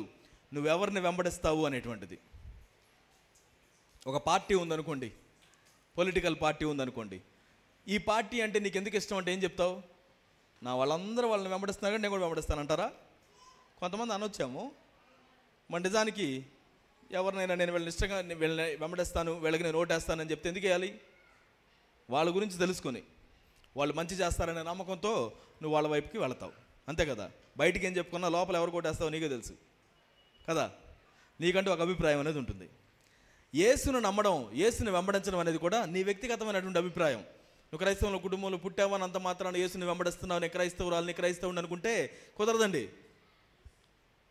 యేసు నన్ను సృష్టించాడు, నా కోసం ఆయన మరణించాడు, నా కోసం ఆయన తిరిగి లేచాడు. నేను ఆయన యందు విశ్వాసం ఉంచితే, ఆయన్ని నమ్మితే నిత్య జీవాన్ని దేవుడు ఇస్తాడని నాకు వాగ్దానం చేశాడు. కాబట్టి నా జీవితాన్ని నేను ఆయనకి ఇస్తున్నాను అని నీకు నువ్వుగా ఆయనతో, యేసు ప్రభువా నేను నిన్ను వెంబడిస్తాను అని నువ్వు చెప్తే నువ్వు క్రైస్తవురాలువి, క్రైస్తవుడు అవుతున్నావు. ఎవరైతే తన నోటితో యేసు ప్రభు అని ఒప్పుకుంటాడో, తన హృదయంలో దేవుడు ఆయన మృతుల్లో నుంచి లేపెనని విశ్వసిస్తాడో, అతను రక్షించబడినవాడిగా ఉంటాడని వాక్యం చెప్తుంది. ఇందాక పేతురు గురించి మనం చదువుతాం. పేతురు అన్నాడు, ప్రభువా నేను పాపాత్ముణ్ణి, నన్ను విడిచిపెట్టి వెళ్ళిపోండి, నువ్వు చాలా గొప్పవాడివి, బట్ నువ్వు ప్రభువువి అని ఆయన చెప్తున్నట్టుగా, నా యజమానివి నువ్వు అని చెప్తున్నట్టుగా, మనం యేసుని నాకు యజమానిగా చేసుకుంటే ఆ రోజు నుంచి ఆయన మాటకు లోబడి జీవించడానికి మనం ఇష్టపడినప్పుడు క్రైస్తవులం అవుతున్నాం.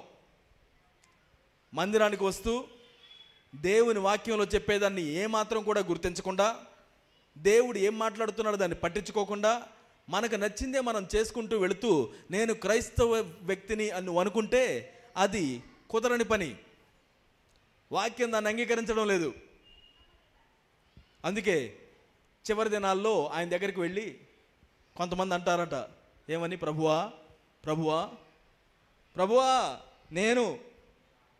నేనే అప్పుడప్పుడు ప్రార్థన చేశాను కదయ్యా, దాన ధర్మాలు కూడా చేశాను, మా ఇంట్లో కూడా ప్రార్థన పెట్టించుకున్నాం, చాలామందిని క్షమించాను కూడా, కొంతమంది నీ మాట కూడా చెప్పాను నేను, కొంచెం నన్ను చూడు, నీకు తెలుస్తుంది చూడు కొంచెం. ఆయన ఏమంటాడట? నువ్వెవరో నాకు తెలియదు, నువ్వెవరో నాకు తెలియదు. నువ్వెప్పుడు నా దగ్గరకు వచ్చి నాతో సహవాసం చేయాలని నువ్వు ఇష్టపడలా. నీ అంతటి నువ్వు వచ్చేసి, ఏం ప్రభువా ఎలా ఉన్నావు ఈ రోజున, ఏం చేయమంటారు, నేను చేసింది నీకు నచ్చిందా, నేను చేసిన తీర్మానాలు నీకు నచ్చాయా, ఇలానే ఉండమంటారా మారమంటారా, ఏం చేయమంటారు అని వాక్యం దగ్గరికి వెళ్ళి ప్రభువా నీ చిత్తం ఏంటి అని తెలుసుకోకుండా, దాన్ని చొప్పున జీవించడానికి ఇష్టపడకుండా నేను పరలోకం వెళ్ళిపోయి టెస్ట్ వేసుకొని కూర్చున్నాను అని నువ్వు అనుకుంటే వాక్యం నిన్ను సపోర్ట్ చేయడం లేదండి. నీ తల్లిదండ్రులు క్రైస్తవులైనంత మాత్రాన, నీ పితరులందరూ కూడా క్రైస్తవ విశ్వాసంలో జీవించినంత మాత్రాన యేసుతోటి నువ్వు సహవాసం చేయకుండా నేను క్రైస్తవ వ్యక్తిని నువ్వు అనుకుంటే అది జరగని పని. యేసును ప్రభువుగా మనం అంగీకరించాలి, ఆయన మాటకు లోబడాలి, ఆయన చెప్పినట్టుగా చేయడానికి ఇష్టపడేవారిగా మనం ఉంటేనే మనం క్రీస్తును వెంబడించే వారిగా ఉన్నట్టు. ఈరోజు ఈ విషయం నేను చాలా స్పష్టంగా మీతో చెప్పాలనుకుంటున్నాను. మిమ్మల్ని మీరు మోసం చేసుకోకండి. యేసు ఈ రోజుకి మనతో మాట్లాడేటువంటి దేవుడు. ఈ రోజుకి నువ్వు అడిగితే వెంటనే సమాధానం ఇచ్చేటువంటి దేవుడు. నీకు అర్థమయ్యే భాషలో దేవుడు నీతో మాట్లాడతాడు. నువ్వు అడిగితే దేవునికి సహాయం చేస్తాడు. నేను చేస్తే కాదు, ఇంకొకరు చేస్తే కాదు, నువ్వు చేసినప్పుడు దేవునికి సహాయం చేస్తానని సిద్ధంగా ఉన్నాడు ఆయన. నేను ఒక రకంగా, నువ్వు ఒక రకంగా దేవుడు చూడడం లేదు. నాకు దేవుడు ఎంత విలువిస్తాడో నీకు కూడా అంతే విలువిస్తాడు. నా ప్రార్థనకు దేవుడు ఎంత విలువిస్తాడో నీ ప్రార్థనకు కూడా అంతే విలువనిస్తాడు. ఎందుకంటే నేను పాపినే, నువ్వు పాపివే. ఇద్దరి కోసం ఆయన వచ్చాడు. ఒక్కొక్కరికి దేవుడు వరాలనిచ్చి కొంతమందిని మాట్లాడేవాళ్ళుగా చేస్తున్నాడు, కొంతమందిని ప్రార్థించేవాళ్ళుగా చేస్తున్నాడు, కొంతమందిని పాడేవారుగా చేస్తున్నాడు. రకరకాల విధానాల్లో దేవుడు నిన్ను సంఘంలో వాడుకుంటున్నాడు. మనలో ఎవ్వరం తక్కువ కాదు, ఎవ్వరం ఇంకొకరికంటే ఎక్కువ కాదు. ప్రభువు మాత్రమే గొప్పవాడు. ఆయనను ఆరాధించడానికి మనం సిద్ధంగా ఉండాలి, ఆయనకు లోబడడానికి మనం సిద్ధంగా ఉండాలి. మనం కలిసి ప్రార్థన చేయడం మంచి విషయం, పెద్దల చేత ప్రార్థన చేయించుకోవడం మంచి విషయం. అంతేగాని నువ్వు ప్రార్థించడం ఆగిపోవడం మాత్రం మంచిది కాదు. నువ్వు వాక్యం చదువుకోకుండా, వాక్యాన్ని వినకుండా నా వలన ఏమవుతుందిలయ్యా, నాకు ఇది అర్థం కావు ఇవన్నీ అని నువ్వు సాకులు చెప్తే ఎలా? మనం టీవీ ఆన్ చేసుకొని పెద్ద పెద్ద సీరియల్స్ రోజు చూడగలుగుతామే, పెద్ద పెద్ద సినిమాల గురించి మనం మాట్లాడగలుగుతామే. చదువు వస్తే అంత, రాకపోతే అంత. వాక్యం వినడానికి ఎన్ని మార్గాలు ఉన్నాయి. ఇప్పుడు ఎంత చక్కగా దేవుని యొక్క వాక్యం తెలుసుకోవచ్చో తెలుసా? మనం ముందున్నటువంటి తరానికి లేనంత భాగ్యం ఈ రోజుల్లో ప్రతి ఒక్కరికి దేవుడిచ్చాడు. వాక్యాన్ని అర్థం చేపించేది పరిశుద్ధాత్ముడు. ప్రార్థించి, ప్రభువా నీ వాక్యాన్ని నేను తెలుసుకోవాలని ఆశపడుతున్నాను అని ప్రార్థించిన వారికి దేవుడు చదువు కూడా ఇచ్చాడని మనకు చరిత్ర చెప్తుంది. ఈరోజు యేసును వెంబడించేటువంటి ప్రతి క్రైస్తవుడు వాక్యానికి తన జీవితంలో తావివ్వాలి. తనంతట తానుగా ప్రార్థించే వ్యక్తిగా జీవించాలి. ఎలాంటి వైషమ్యాలు లేకుండా, భేదాభిప్రాయాలు లేకుండా ఒకరితో ఒకరు కలిసి జీవించడానికి ప్రయాసపడాలి. సహనాన్ని కలిగి మనం జీవించాలి. దేవుని వాక్యం మనకు బోధించేటువంటి గొప్ప సంగతులు ఇవి. వాటికి మనం లోబడి జీవించడానికి ఏమాత్రం ప్రయత్నం చేయకపోతే దేవుని యొక్క శక్తిని మనం ఎలా అనుభవిస్తామండి? ఈరోజు మిమ్మల్ని అందరినీ ప్రోత్సహిస్తున్నాను. సంఘమా, దేవుని మాటకు లోబడతాం. మనం దేవుని మాటకు లోబడినప్పుడే ఆయన మనం ప్రేమించిన వాళ్ళం అవుతాం. దేవుని ప్రేమించడం అంటే ఆయన ఆజ్ఞలకు లోబడి జీవించడం. పేతురు ఆ రోజు దేవుని యొక్క గొప్ప కార్యాలను చూశాడు. వెంటనే తన జీవితాన్ని దేవునికి అప్పగించాడు. ఈరోజు నువ్వు యేసుని వెంబడించే వ్యక్తిగా ఉండడానికి కారణం ఏంటి? నువ్వే ఆలోచించుకో. నీ జీవితంలో దేవుడు నిన్ను స్వస్థపరిచాడేమో, దేవుడు నీకు సమాధానాన్ని ఇచ్చాడేమో, దేవుని యొక్క వాక్యం ద్వారా నువ్వు సత్యాన్ని తెలుసుకొని ఆయన వెంబడిస్తున్నావేమో. అది ఏదైనప్పటికీ దేవుడే నిన్ను తన వైపుకి ఆకర్షించుకున్నాడు. దేవుడు నిన్ను ఆకర్షించుకున్నాడు. దేవుడు నీకు అవకాశాన్ని ఇచ్చాడు. దాన్ని అంతటితో ఆపివేయకుండా ఈరోజు నువ్వు ఆయన ఎలా వెంబడిస్తున్నావో గుర్తించుకోవాలని నేను మనవి చేస్తున్నాను. ఒకప్పుడు నువ్వు కలిగినటువంటి ప్రేమ దేవుని వైపు, దేవుని సన్నిధి వైపు, దేవుని వాక్యం పట్ల ప్రేమ, దేవుని ఆజ్ఞలకు లోబడాలి అనేటువంటి తాపత్రయం ఈ రోజుకి కూడా ఉందా? కేవలం క్రొత్తలోనే ఉందా? ఇది మనం పరీక్ష చేసుకోవాల్సినటువంటి పరిస్థితి. పేతురు విషయం ఇంకొకటి గుర్తు చేస్తాను. పేతురు గారు చాలా గొప్పగా ఆ రోజు నుంచి యేసుతోటి నడవడం ప్రారంభించారు. ఆయన ఎక్కడికి వెళితే అక్కడికి వెళ్ళడం ప్రారంభించారు. చివరి సమయంలో, అంటే యేసుక్రీస్తు వారు మరణించాల్సినటువంటి పరిస్థితి ఆసన్నమైనప్పుడు పేతురు ఆయన ఎవరో తెలియదని చెప్పే పరిస్థితి ఏర్పడింది. భయంతో అప్పటిదాకా పేతురు కూడా ఊహించలా. పేతురు అనుకున్నాడు, నీ కోసం నేను మరణించడమైనా మరణిస్తా నేను అదే రోజు రాత్రి చెప్పాడు ఆయన. యేసుక్రీస్తు వారు అన్నారు, నువ్వు అబద్ధం ఆడే అంతవరకు కోడి కూడా కోయేది రోజు 10-12 గంటల లోపుగానే అది అంతా మారిపోయింది. అప్పటిదాకా ధైర్యంగా అనిపించినటువంటి పేతురుకి ప్రాణభయం పట్టుకొచ్చింది. అబద్ధం ఆడేశాడు. మన జీవితంలో కూడా ఎంతో దేవుని ఎడల భయభక్తులు కలిగి, ప్రేమ కలిగి మనం ఆయన వెంబడించడం ప్రారంభించుంటాం. కాలక్రమంలో అనేకమైన పరిస్థితులను బట్టి మనం కొంచెం పక్కకి జరిగిపోవడం జరగవచ్చేమో, పరిస్థితులతో రాజీ పడిపోవడం జరగవచ్చేమో. కొంతమంది సాక్ష్యాల్లో చెప్తూ ఉంటారు, అప్పట్లో నేను చాలా ప్రార్థనాపరురాలుగా ఉండేదాన్ని, అప్పట్లో చాలా భక్తిపరురాలుగా ఉండేవాడిని, అప్పట్లో అప్పట్లో అప్పట్లో అని చెప్పుకుంటూ ఉంటాం. ఏమండి, మీకేమన్నా పరిచయం ఉన్నా ఇలాంటి మాటలు? మీరు ఎప్పుడన్నా చెప్పారా? ఒకప్పుడు ఎంత గొప్పగా ఉండేవాళ్ళం తెలుసా? ఆయన సన్నిధికి వెళ్ళడం అంటే ఎంతగా ప్రయాసపడేవాళ్ళం తెలుసా? అన్నీ ఎక్కడెక్కడ వదిలేసేసి ఆయన కోసం ఎంత పరిగెత్తేవాళ్ళమో తెలుసా? ఒకప్పుడు, ఆ రోజుల్లో, అప్పట్లో ఏమైపోయింది జీవితం? ఎలాగో తెలియలా. ఇప్పుడు వెనక్కి తిరిగి చూసుకుంటే అప్పట్లో అవన్నీ చేసాం, ఇప్పుడు ఇక్కడ ఎలా తేలేమబ్బా అర్థం కావట్లా. మనం జీవితంలో ఒక్కసారే విశ్వాసం నుంచి పడిపోం, చిన్నగా పడిపోతాం. ఈ కథ నేను ఎప్పుడు చెప్తుంటా. ఈ సందర్భంలో ఒక చిలిపి కుర్రాడు వచ్చి నేను కప్పని చంపాలనుకున్నాడంట. నీళ్ళల్లో వేసి చంపాలి, మూత పెట్టకూడదు, నీళ్ళల్లో జస్ట్ నీళ్ళల్లో వేసి చంపాలి, చూడాలి నేను అది చస్తుంటే. కొంతమందికి వింత కోరికలు ఉంటాయిలేండి. చంపాలనుకున్నాడు. ఏం చేయాలి ఇప్పుడు? కప్ప ఉభయచర జీవి అంటాం, అంటే నీళ్ళల్లో బ్రతుకుతుంది, నీళ్ళ మీద, నీటి మీద, నేల మీద బ్రతుకుతుంది. నీళ్ళల్లో వేస్తే ఇప్పుడు కప్ప ఏం చేయాలి? హాయిగా ఈత కొట్టుకుంటుంది. సరే, వేడి నీళ్ళల్లో వేసి చంపుదాం అనుకున్నాడు. బాగా సలసల కాగేటువంటి ఆ నీళ్ళల్లో పడేస్తే అదేం దూకుతుంది బయటికి. అది వెంటనే నేను చావడంలా బయటికి దూకేస్తుంది. ఆలోచించి ఆ కప్పకి బాగా మంచి చల్ల నీళ్ళలో పడేసేసి ఆ చల్ల నీళ్ళతో ఉన్నటువంటి పాత్రను తీసుకెళ్ళి పొయ్యి మీద పెట్టాడట. ఇప్పుడు ఆ చల్ల నీళ్ళలో ఉన్నటువంటి కప్ప హాయిగా ఉంది, ఈత కొట్టుకుంటుంది, ప్రమాదం లేదు కదా అని చక్కగా ఉంది. అది కాస్త వేడిగా అవుతూ ఉంటే ఈ కప్ప ఎంత బాగుంది, ఎంత హాయిగా ఉంది. ఏమంటే చలికాలంలో వేడి నీళ్ళతో స్నానం చేస్తే ఎలా ఉంటుంది? ఈరోజు ఉదయాన్నే బయలుదేరినప్పుడు 4 గంటలప్పుడు లేచి మా స్టాఫ్ స్నానం చేశారట. చల్లనీళ్ళు పైన పోసుకుంటే చాలా బాగుందని చెప్పారు. లోపల ఫీలింగ్ మీకు తెలుసుంటుంది కదా. ఆ కప్పకి వేడి నీళ్ళల్లో చక్కగా హాయిగా ఉంటే అది చాలా చక్కగా జలకాలాటలు ఆడుతుంది. ఇంకాసేపు అయింది, ఆ వేడి కాస్త పెరిగింది. ఆ పెరిగినటువంటి వేడి తనకి చాలా అసౌకర్యాన్ని తీసుకొచ్చింది. అయినా కానీ ఏదో సహించుకుంటుంది. తగ్గిపోయిద్దిలే అనుకుంటుంది. ఇందాక బాగుంది కదా, మళ్ళా బాగుంటుందిలే అన్నట్టుగా ఉండిపోయింది. ఇంకా తట్టుకోలేనటువంటి టెంపరేచర్ వచ్చే కానీ ఆ వేడికి తట్టుకోలేక ఇంక దూకుదామని ప్రయత్నిస్తే అప్పటికే తనకి ఉన్నటువంటి మొప్పలన్నీ కూడా కరిగిపోయాయి. బయటికి రావడానికి దానికి శక్తి అంతా కరిగిపోయింది. అప్పుడు ఏం చేస్తుంది? అది అలానే ఉడికిపోయి చచ్చిపోతుంది. రాజీ పడే జీవితం కూడా ఇలానే ఉంటుందండి.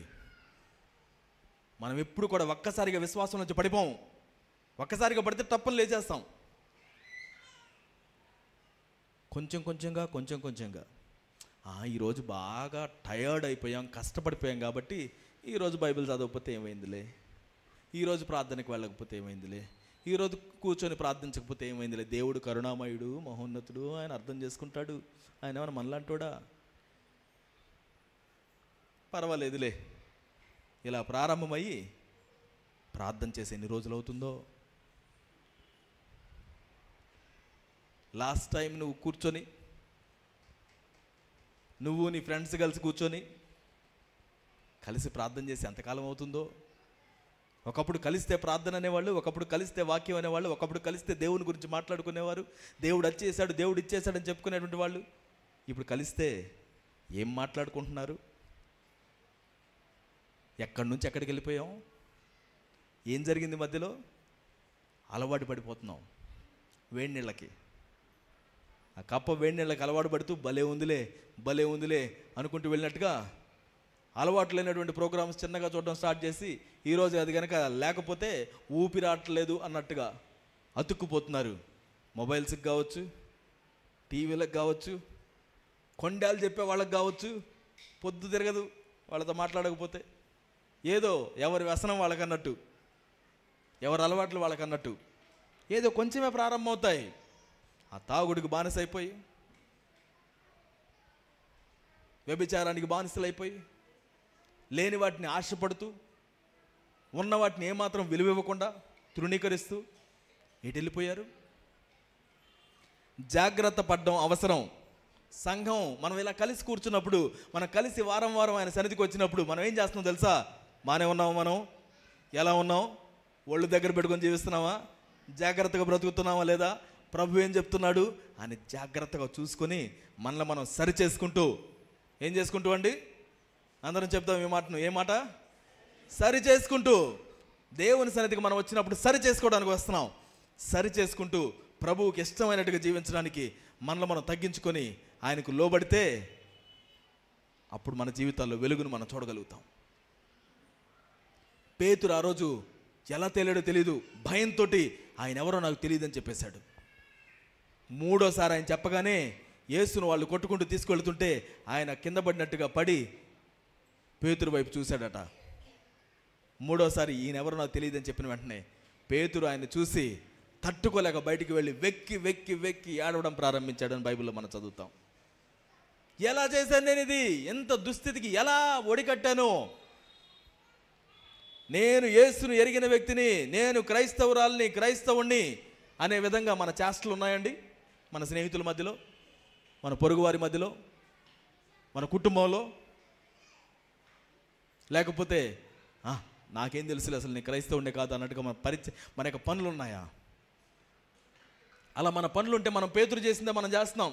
ఆయన ఎవరో నాకు తెలియదు, ప్రస్తుతం నాకు కోపంగా ఉంది, నా కోపం తీరేంతవరకు నాకు ఇష్టం వచ్చింది చేస్తా, ప్రస్తుతం నాకు నచ్చింది నేను చేస్తా, ఆయన ఎవరో నాకు తెలీదు, అవసరం లేదు నాకు అనేటట్టుగా మన కోరికలకు, మన ఇష్టాలకు మనం మరులు కొల్పబడి, ఏడవబడి, నాశనం అయిపోతూ మనల్ని మనం జీవించుకుంటూ ఉంటే ప్రభువుని కష్టపెట్టేవారిగా మనం తయారవుతున్నాం. మనం అందరం జ్ఞాపకం చేసుకుందాం. మనందరం కూడా ఈ విధంగా క్రమంగా దారి తప్పి తొలగిపోయే అవకాశాలు చాలా మన చుట్టూ ఉన్నాయి. ఈరోజు మనం మేలుకోవాల్సినటువంటి అవసరం ఉంది. దేవుని సహాయాన్ని కోరుకోవాలి. పేతురు ఆ విధంగా ఆయనకు దూరంగా వెళ్ళిపోయి వెక్కి వెక్కి ఏడుస్తూ కూర్చుంటే అంతటితోటి దేవుడు ఆయన్ని వదిలిపెట్టలేదు. యేసుక్రీస్తు వారు తిరిగి మరణం నుంచి తిరిగి లేచిన తర్వాత పేతురుని పిలిపించి మరి ఆయనతో అడిగాడంట, పేతురు నన్ను ప్రేమిస్తున్నావా? ఏంటది? నన్ను ప్రేమిస్తున్నావా? అవును ప్రభువా, నిన్ను ప్రేమిస్తున్నాను. మరలా అడిగాడట, పేతురు నన్ను ప్రేమిస్తున్నావా? అవును ప్రభువా, నేను నిన్ను ప్రేమిస్తున్నాను. మరలా అడిగాడంట, పేతురు నువ్వు నన్ను ప్రేమిస్తున్నావా? అప్పుడు పేతురు కష్టం అనిపించింది. నీకు తెలుసు కదా ప్రభువా, నేను నిన్ను ప్రేమిస్తున్నానని. 3 సార్లు అబద్ధం ఆడితే 3 సార్లు మరలా తనకు తానుగా ఒప్పుకునేటట్టుగా దేవుడు అవకాశం ఇచ్చి అన్నాడు, నా గొర్రెలను మేపు. ఏ పని కోసమైతే నిన్ను పిలుచుకున్నానో ఆ పనిలో నుంచి నిన్ను తీసేయడంలా ముందుకు వెళ్ళు. నేను నీకు విలువనిస్తున్నాను, నేను నిన్ను క్షమిస్తున్నాను. నేను తెలియదని నువ్వు చెప్పావేమో, కానీ నేను నిన్ను ఒప్పుకుంటున్నాను. పేతురు నాకు శిష్యుడు, పేతురు నా కుమారుడు, పేతురు నా స్నేహితుడు. ఎప్పుడు దేవుడు సిగ్గుపట్టలేదు నిన్ను గురించి, నన్ను గురించి మాట్లాడడానికి. మన వైపు దేవుడు చూసి నా కుమార్తె, నా కుమారుడు అని చెప్పడానికి ఆయన ఎప్పుడు సిగ్గుపట్టలేదు. ఈరోజు నువ్వు నా తండ్రివి ప్రభువా, నేను ఏదైనా నీతో చెప్పుకుంటాను, నువ్వు చెప్పింది నేను చెప్పినట్టుగా నేను చేస్తాను అని మనం తీర్మానం చేసుకుంటే దేవుడు మనల్ని నడిపించాలని ఆశపడుతున్నాడు. చివరిగా ఒక మాటను చదువుకుందాం, మనం ముందుకు సాగి వెళదాం. ప్రకటన గ్రంథం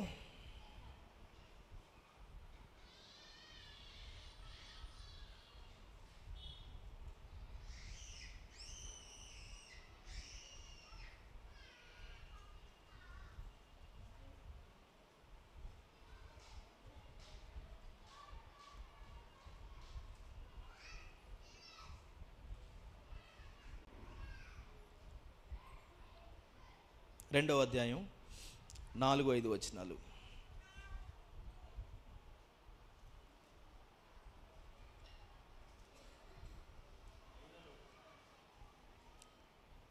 అయినను మొదట నీకుండిన ప్రేమను నీవు వదలితివని నేను నీ మీద తప్పు ఒకటి మోపవలసి ఉన్నది. నీవు ఏ స్థితిలో నుండి పడితివో అది జ్ఞాపకము చేసుకొని మారు మనస్సు పొంది ఆ మొదటి క్రియలను చేయుము.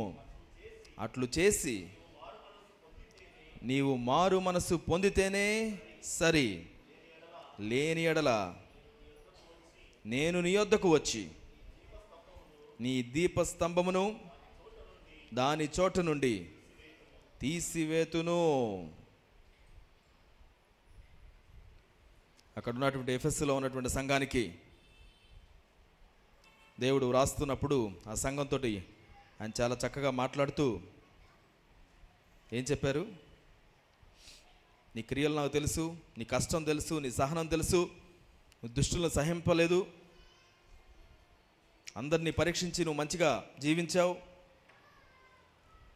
నా నిమిత్తం భారాలు భరించి అలవకుండా నువ్వు పరిగెత్తావు. కాకపోతే ఒక తప్పు మాత్రం నీ మీద మోపాల్సింది ఉంది. ఏంటి ఆ తప్పు? ఏంటంటే ఆ తప్పు? నీ మొదటి ప్రేమను నువ్వు వదిలేసావు. ఈరోజు ఇదొక్క ప్రశ్న గుర్తుపెట్టుకోండి. నువ్వు దేవుణ్ణి ప్రేమిస్తున్నావా? ఒక చిన్న గుర్తు నేను మీకు గుర్తు చేస్తాను. నువ్వు ఆయన్ని ప్రేమిస్తున్నావా అని అంటే దానికి గుర్తు ఆయనకు లోబడతావు. ఏంటది? ఆయనకు లోబడతావు. అర్థమయ్యే భాషలో ఇంకోటి మనం మాట్లాడుకుంటే, నీకు బాగా సంతోషం అనిపించినప్పుడు ఎవరితో షేర్ చేసుకుంటున్నావు నువ్వు దాన్ని? ఎవరితో మాట్లాడడానికి ఫోన్ వెతుక్కుంటున్నావు? ఎవరింటికి వెళ్ళడానికి పరిగెత్తుతున్నావు?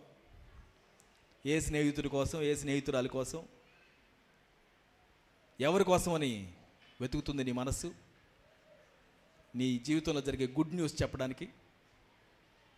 అలానే నీకు బాగా దుఃఖం వచ్చినప్పుడు ఎవరితో పంచుకోవడానికి నువ్వు వెళుతున్నావు? నీ దుఃఖాన్ని ఎవరి దగ్గరికి వెళ్ళి ఓదార్పు పొందడానికి నువ్వు ప్రయత్నిస్తున్నావు? వాళ్ళు నన్ను అర్థం చేసుకుంటారు, వీళ్ళతో నేను పంచుకోగలుగుతాను అని ఎవరికి చెప్పడానికి ఇష్టపడుతున్నావు? ఎవరికి ఫోన్ చేయడానికి ఇష్టపడుతున్నావు? ఒకవేళ ఈ రెండిటికి ఆన్సర్ దేవుడు కాకపోతే, బహుశా దేవుణ్ణి నువ్వు అనుకున్నంతగా ప్రేమించట్లేదేమో. మన జీవితంలో ఏం జరిగినా, అది మంచైనా చెడైనా దుఃఖమైనా సంతోషమైనా, మొట్టమొదటిగా దేవునితో మాట్లాడే వ్యక్తులుగా, దేవునితో పంచుకునే వ్యక్తులుగా, ఆయనతో కూర్చునేటువంటి వ్యక్తులుగా మనం ఉండకపోతే మన ప్రేమ దేవునికి మనం అప్పగించడం లేదని గుర్తుపెట్టుకోవాలి. ఒకవేళ నువ్వు దేవుణ్ణి ప్రేమిస్తూ సమస్తాన్ని ఆయనకు అప్పగించే వ్యక్తిగా ఉన్నావా? చాలా మంచి విషయం. నీ ప్రేమలో నుంచి తగ్గిపోతే అక్కడ ఉన్నటువంటి సంఘంతో ఆయన చెప్తున్నటువంటి మాట, ఇది ఒక తప్పు, ఆ తప్పుని నీ మీద మోపుతున్నాను, నీ మొదటి ప్రేమ ఎటు వెళ్ళిపోయింది. ఇందాక నేను చెప్తున్నప్పుడు మీతో చెప్పాను, అప్పట్లో అలా ఉండేవాళ్ళం, ఒకప్పట్లో ఎప్పుడో. ఇప్పుడు అలా ఎందుకు చేయట్లేదంటే 1,00,000 సాకులు చెప్తాం మనం. అయినప్పటికీ ఆ మొదటి ప్రేమ మనలో తగ్గిపోతే ఆయన అదే తప్పును మన మీద మోపుతున్నాడు. మొదటి ప్రేమలో నుంచి నువ్వు తప్పిపోయావు,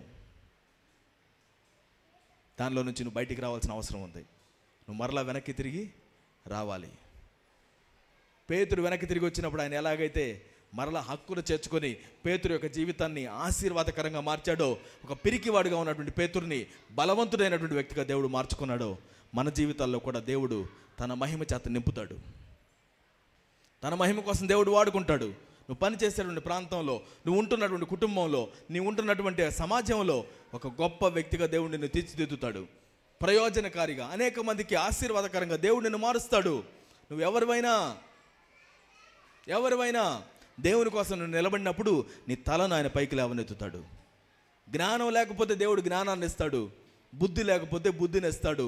పడిపోయే వ్యక్తిగా ఉంటే నిన్ను లేవనెత్తుతాడు, కఠినంగా ఉంటే దేవుడు నిన్ను మెత్తనపరుస్తాడు, గాయపడిన వ్యక్తిగా ఉంటే దేవుడు నీకు బాగు చేస్తాడు, ఒంటరిగా ఉంటే నీ తోడుగా ఉన్నానని చెప్తాడు, దిగులుగా కూర్చుంటే నేను నీతో పాటుగా ఉన్నానని చెప్తాడు, నువ్వు ఏడుస్తుంటే నేను నీతో పాటుగా ఏడుస్తున్నానని చెప్తాడు, నువ్వు కష్టంలో ఉంటే నీ కష్టంలో నేను కూడా నిలబడి ఉన్నానని చెప్తాడు. నీకు దూరంగా ఉండి సలహాలు ఇచ్చే దేవుడు కాదు ఆయన.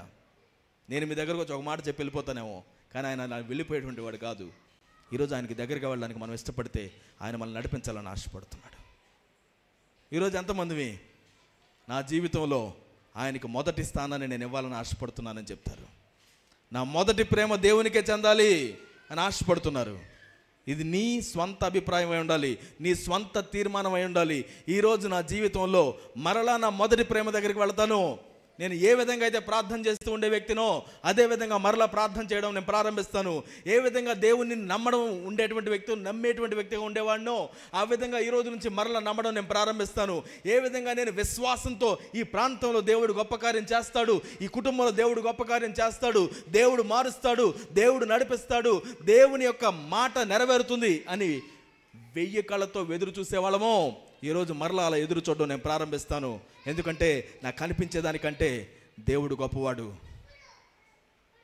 దేవుని మీద నా నమ్మకాన్ని ఏర్పాటు చేసుకుంటాను అని మనం ఆయన వైపు తిరుగుదాం. దేవుడు మన యందు తన కార్యాన్ని చేస్తాడు. వాక్యం చెప్తుంది, ఉంటే చల్లగా ఉండు, లేకపోతే వెచ్చగా ఉండు, నిలువెచ్చగా మాత్రం ఉండకు. కాసేపటు కాసేపిటు, ఒకరోజు అలాగా ఒకరోజు ఇలాగా, అలా ఉండడం మానేద్దాం. దేవుని యొక్క సన్నిధిలో పట్టుదలతో ప్రార్థన చేయడం ప్రారంభించుదాం. పట్టుదలతో మన విశ్వాసంతో ఉండడం ప్రారంభించుదాం.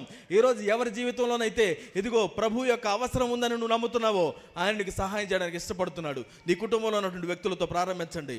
నీ గురించి, నీ కుటుంబంలో ఉన్న వారి గురించి ప్రార్థించడం ప్రారంభించండి. మోకరించడం ప్రారంభించండి. ఆయన సన్నిధిలో ప్రార్థించడం ప్రారంభించండి. నీ పిల్లల ముందు ప్రార్థించడం ప్రారంభించండి.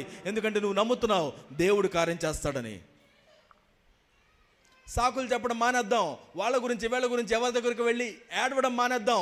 ఆయన సన్నిధిలోనికి వెళదాం, ప్రభు సన్నిధిలోనికి వెళదాం. హన్నా ప్రభు సన్నిధిలోకి వెళ్ళి ప్రార్థించిందంట, నేను తట్టుకోలేకపోతున్నాను ప్రభువా, నా వల్ల కావడం లేదు, నేను తట్టుకోలేకపోతున్నాను. ప్రార్థించినటువంటి స్త్రీకి దేవుడు వెంటనే సమాధానం ఇచ్చాడా? ఇవ్వలేదండి. దేవుడు సమాధానం ఇస్తాడు, నిందలను తొలగిస్తాడు, ఆశీర్వాదాన్ని ఇస్తాడు.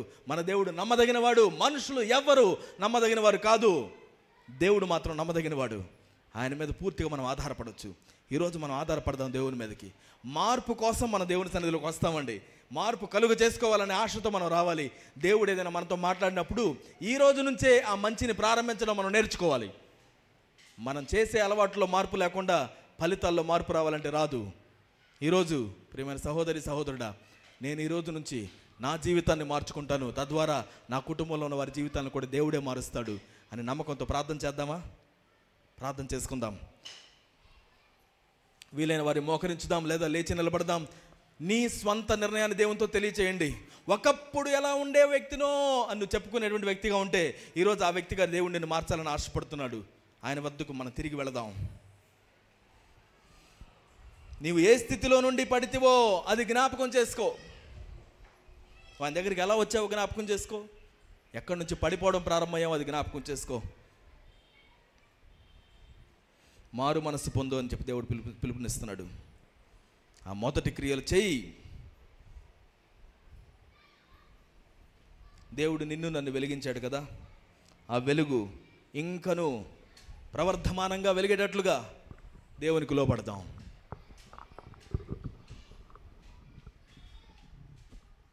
దేవుడు ఏర్పాటు చేసుకున్నటువంటి శిష్యులు గొప్ప విద్యావంతులేం కాదు, కానీ ఆయనకు లోబడేవాళ్ళు. నీవు నేను లోబడ్డం నేర్చుకుందాం. ప్రభువా మీ కార్యాన్ని మా జీవితంలో జరిగించని అడగడం ప్రారంభించుదాం. కొంచెం నోరు విప్పి బిగ్గరగా ప్రార్థన చేస్తారా? నీకోసం నువ్వు ప్రార్థించడం ప్రారంభించండి. ప్రభువా నా హృదయపూర్తిగా నిన్ను ప్రేమించడానికి నేను ఇష్టపడుతున్నాను, సహాయం చేయండి, నన్ను మన్నించండి. అడుగుదాం ఆయన్ని.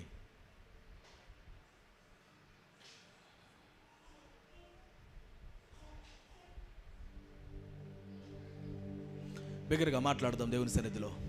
మా విశ్వాసాన్ని పెంచండి ప్రభువా, మా విశ్వాసాన్ని తొలగించండి. అవిశ్వాసమైనటువంటి జీవితం ఇక ఏమాత్రం నేను జీవించాలని ఆశపడడం లేదు అయ్యా, నన్ను అభివృద్ధి పరచండి నీ సన్నిధిలో.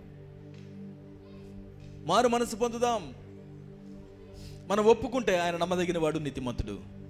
సమస్తమైన దుర్నీతి నుంచి, అది ఎలాంటిదైనా రక్తమూలై ఎర్రనదైనప్పటికీ హిమమంత తెల్లగా మారుస్తానని వాగ్దానం చేస్తున్నాడు ఆయన. అవకాశం కల్పించుదాం. ప్రభువా సందేహపడేటువంటి జీవితాన్ని నేను కలిగి ఉంటే నన్ను క్షమించండి. ఇక్కడ కూర్చున్న వారిలో కొంతమంది నిరాశకు లోనైపోయి ఇక ఇంతే నా కుటుంబంలో మార్పు రాదు, ఇక ఇంతే సంఘంలో మార్పు రాదు, ఇక ఇంతే ఈ ప్రాంతం ఇంతే అని నమ్ముతూ ఉంటే నిరాశ కోపంలోకి దిగిపోతున్నావేమో. సహోదరుడా సహోదరి, ప్రభువు పిలుస్తున్నాడు. యెహోవా మహిమ నీ మీదకి ఉదయిస్తుంది. లెమ్మో తేజరిల్లమో. దేవుడు నిన్ను లేవనెత్తుతున్నాడు. తన కార్యాన్ని చేయడానికి దేవుడు నిన్ను నడిపిస్తున్నాడు. ఆయనకు లోబడదాం. చేసే ప్రార్థనకు జవాబిచ్చేటువంటి దేవుడు ఆయన. దేవా మార్పును కలుగు చేయండి నాయన. లోకం చెప్పినట్టుగా నేను పరిగెత్తుతూ అది కావాలి ఇది కావాలనే దగ్గరే ఉండిపోయానా, లేక నీకు లోబడడానికి నేను సిద్ధంగా ఉన్నానా? నీకు లోబడతాను ప్రభువా.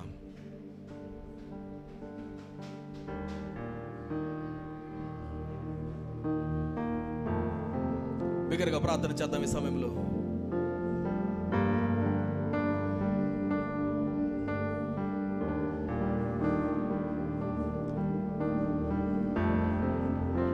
ఈ సమయంలో ఇదిగో నా కోసం ప్రార్థన చేయండి, నాకు దేవుని సహాయం కావాలి అనే వారు ఎవరైనా ఉన్నట్లయితే ఒక క్షణం లేచి నిలబడతారా? నాకు సహాయం కావాలి,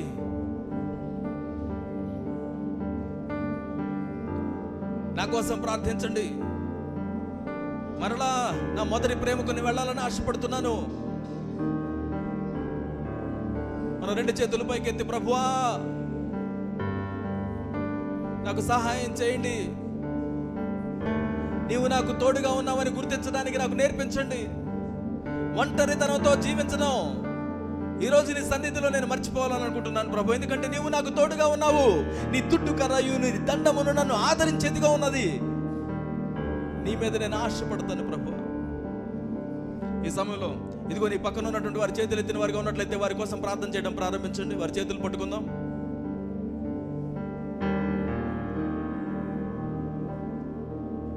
మీ కళ్ళు తెరుద్దాం. మీ పక్కన వారి వైపు చూడండి, వారి చేతులు పట్టుకోండి. ఇద్దరిద్దరుగా చిన్న ప్రార్థన చేద్దాం. ప్రభువా మేము కలిసి అడుగుతున్నాం ప్రభు, ఎక్కడైతే ఇద్దరు ముగ్గురు కూడి నా నామం ఏకీభవిస్తారో వారి మధ్యలో ఉంటానని సెలవిచ్చినటువంటి వాడా, ఈరోజు సహాయం చేయండి.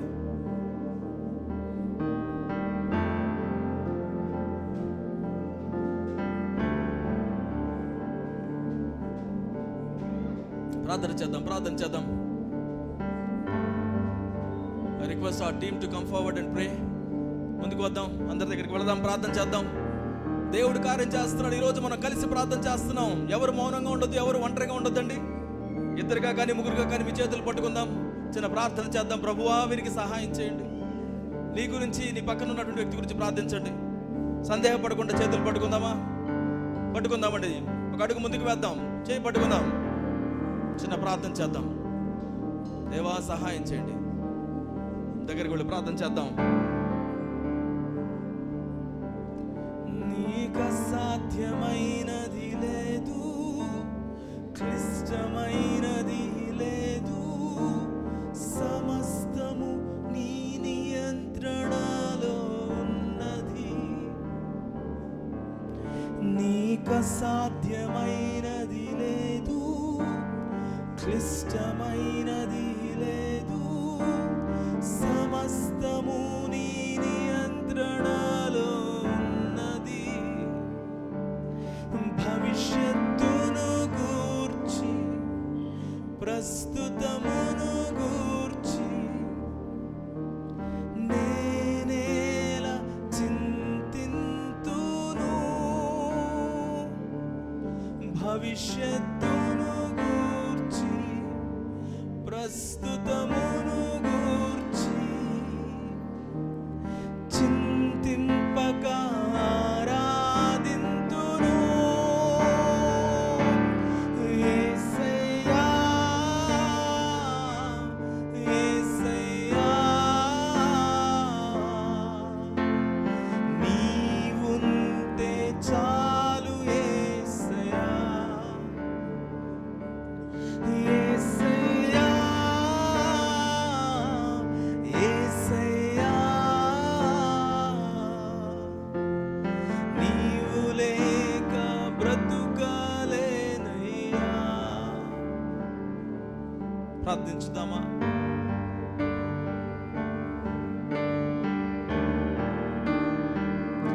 దేవా సహాయం చేయుము, నన్ను నడిపించుము, నీ కార్యమును జరిగించుము.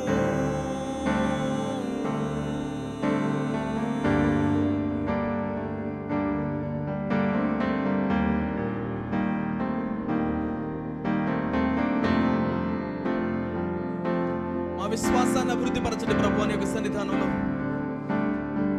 ఆయన సన్నిధిలో ఒప్పుకోవాల్సింది ఏదైనా ఉంటే ఒప్పుకుందాం, పరిశుద్ధపరచబడదాం. ఈ రోజున ఆయన ఎవరిని త్రోసివేయడం లేదు. పేతురుని ఆయన త్రోసివేయలేదండి.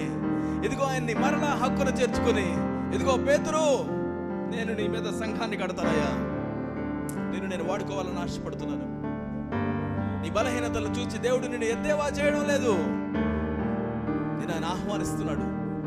ప్రభువా, నన్ను హక్కును చేర్చుకోండి నాయన, నన్ను నడిపించండి ప్రభువా. ఒక నామకార్థమైనటువంటి క్రైస్తవ జీవితంలో నేను ఉండడానికి వీల్లేదు. విశ్వాస సహితమైనటువంటి భక్తి, సంతుష్ట సహితమైనటువంటి భక్తిని నేను కలిగి జీవించడానికి సహాయం చేయండి.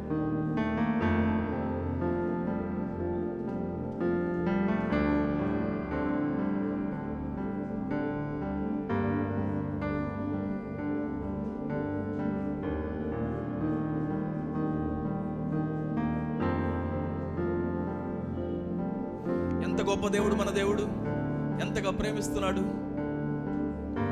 ఆకాశముని సింహాసనం,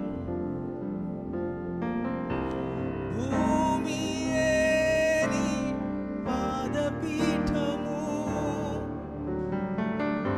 ఆకాశమేని సింహాసనం, భూమియేని పాదపీఠము, శాశ్వతమైనది నీ నామము, స్వర్గానికి మార్గము నీ నామమే, శాశ్వతమైనది నీ నామము, స్వర్గానికి మార్గము నీ నామమే. ఆరాధనా ఆరాధనా ఆరాధనా ఆరాధనా, చెబుదాం ఆరాధన ఆరాధనా, కలిసి చెబుదాం. నీకే ఆరాధన ఆరాధనా. రెండు చేతులు ఆకాశానికి కింద చెబుదామా? ఆరాధనా యేసయ్యా నీకే ఆరాధనా.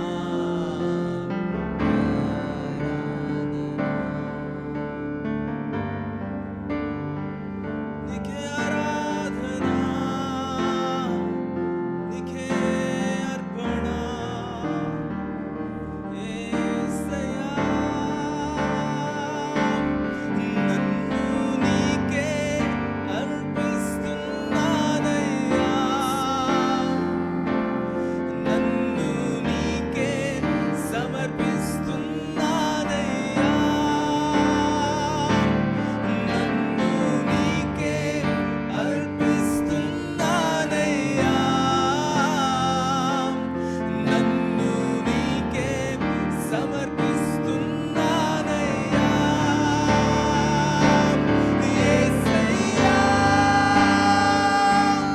యేసయ్యా యేసయ్యా యేసయ్యా యేసయ్యా యేసయ్యా యేసయ్యా యేసయ్యా. నన్ను నీకే అర్పిస్తున్నానయ్యా. బిగ్గరగా చెప్తాం. దేవా, నీకు మాత్రమే నన్ను స్వీకరించండి నీ సన్నిధిలో, నీకు ఆమోదయోగ్యమైన అర్పణగా.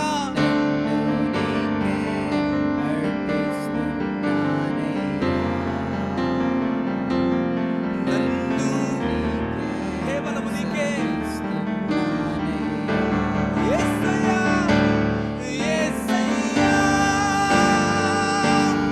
యేసయ్యా యేసయ్యా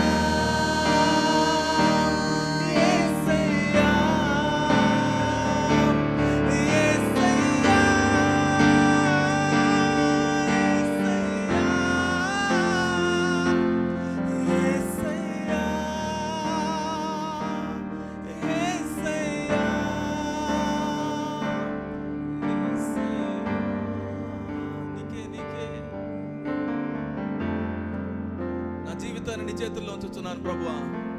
ప్రతి భయాన్ని తొలగించేవాడివి. ఇదిగో ఆ రోజు పేతురుతో మీరు చెప్పారు, భయపడకు, భయపడకు, మనుషుల్ని పట్టి చాలరుగా నేను చేస్తాను, నిన్ను నాలాగానే నేను చేస్తాను. ఈరోజు ఆయనకు లోపడదాం. మన జీవితంలో పూర్తిగా ఆయనకు అవకాశాన్ని కల్పించుదాం. మన ప్రతి పరిస్థితుల్లోనికి ఆయనకి ఆహ్వానాన్ని తెలియచేద్దాం. దేవా మీరు రండి, నన్ను స్వస్థపరచండి, నా మనస్సును స్వస్థపరచండి, నా బుద్ధిని స్వస్థపరచండి. ఇదిగో పాప భూయిష్టమైనటువంటి ఆలోచనలో నుంచి ప్రభువా నన్ను విడిపించండి. క్షమించలేనటువంటి తత్వంలో నుంచి అయ్యా నన్ను తప్పించండి. నీ వలే జీవించడం, నీ వలే ప్రేమించడం నాకు నేర్పించండి. అయ్యా మీరు నాతో ఉన్నందుకు నీకు వందనాలు.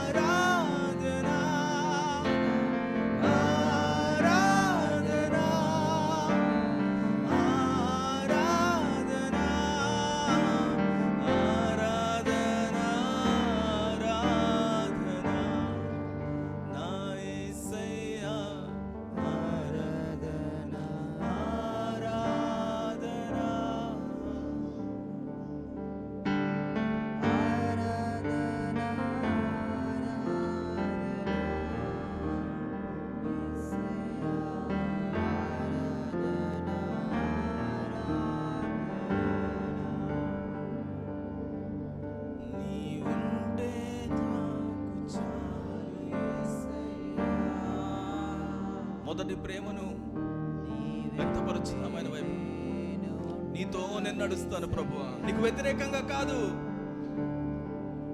నీ ఉంటే నాకు చాలు. మన హృదయపూర్తిగా ఆయనతో చెప్దాం.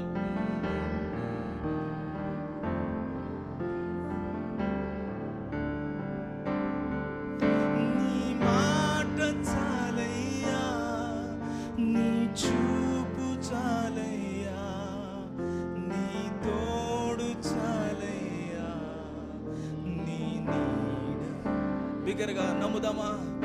నీ మాట చాలయ్యా, నీ చూపు చాలయ్యా, నీ తోడు చాలయ్యా.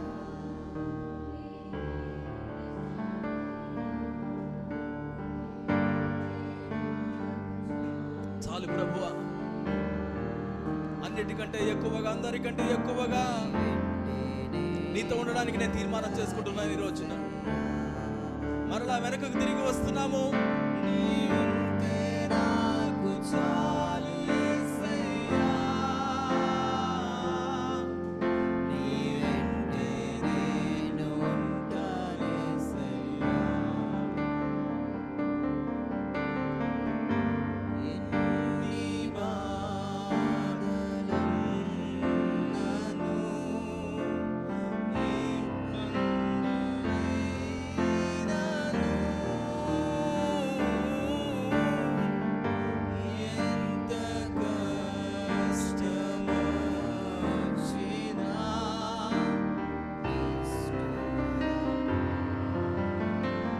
సమర్పించుకున్నాము దేవునికి.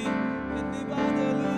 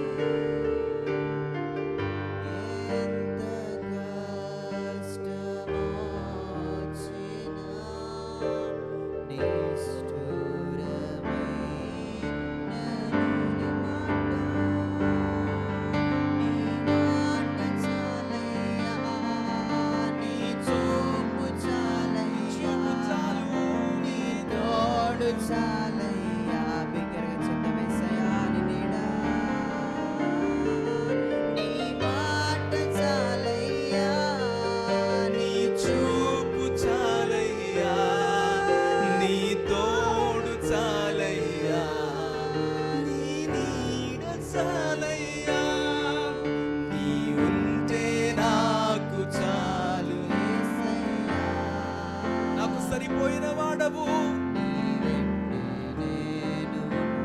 ఏ మాత్రము తగ్గకుండా నేను వెంబడిస్తాను ప్రభువా.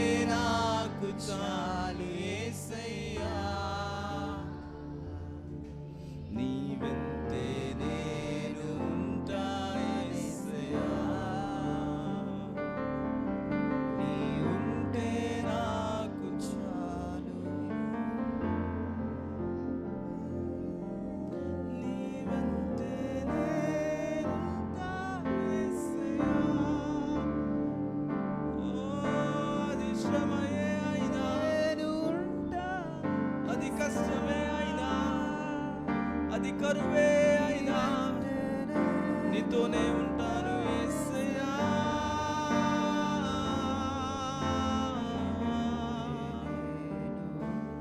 నీతోనే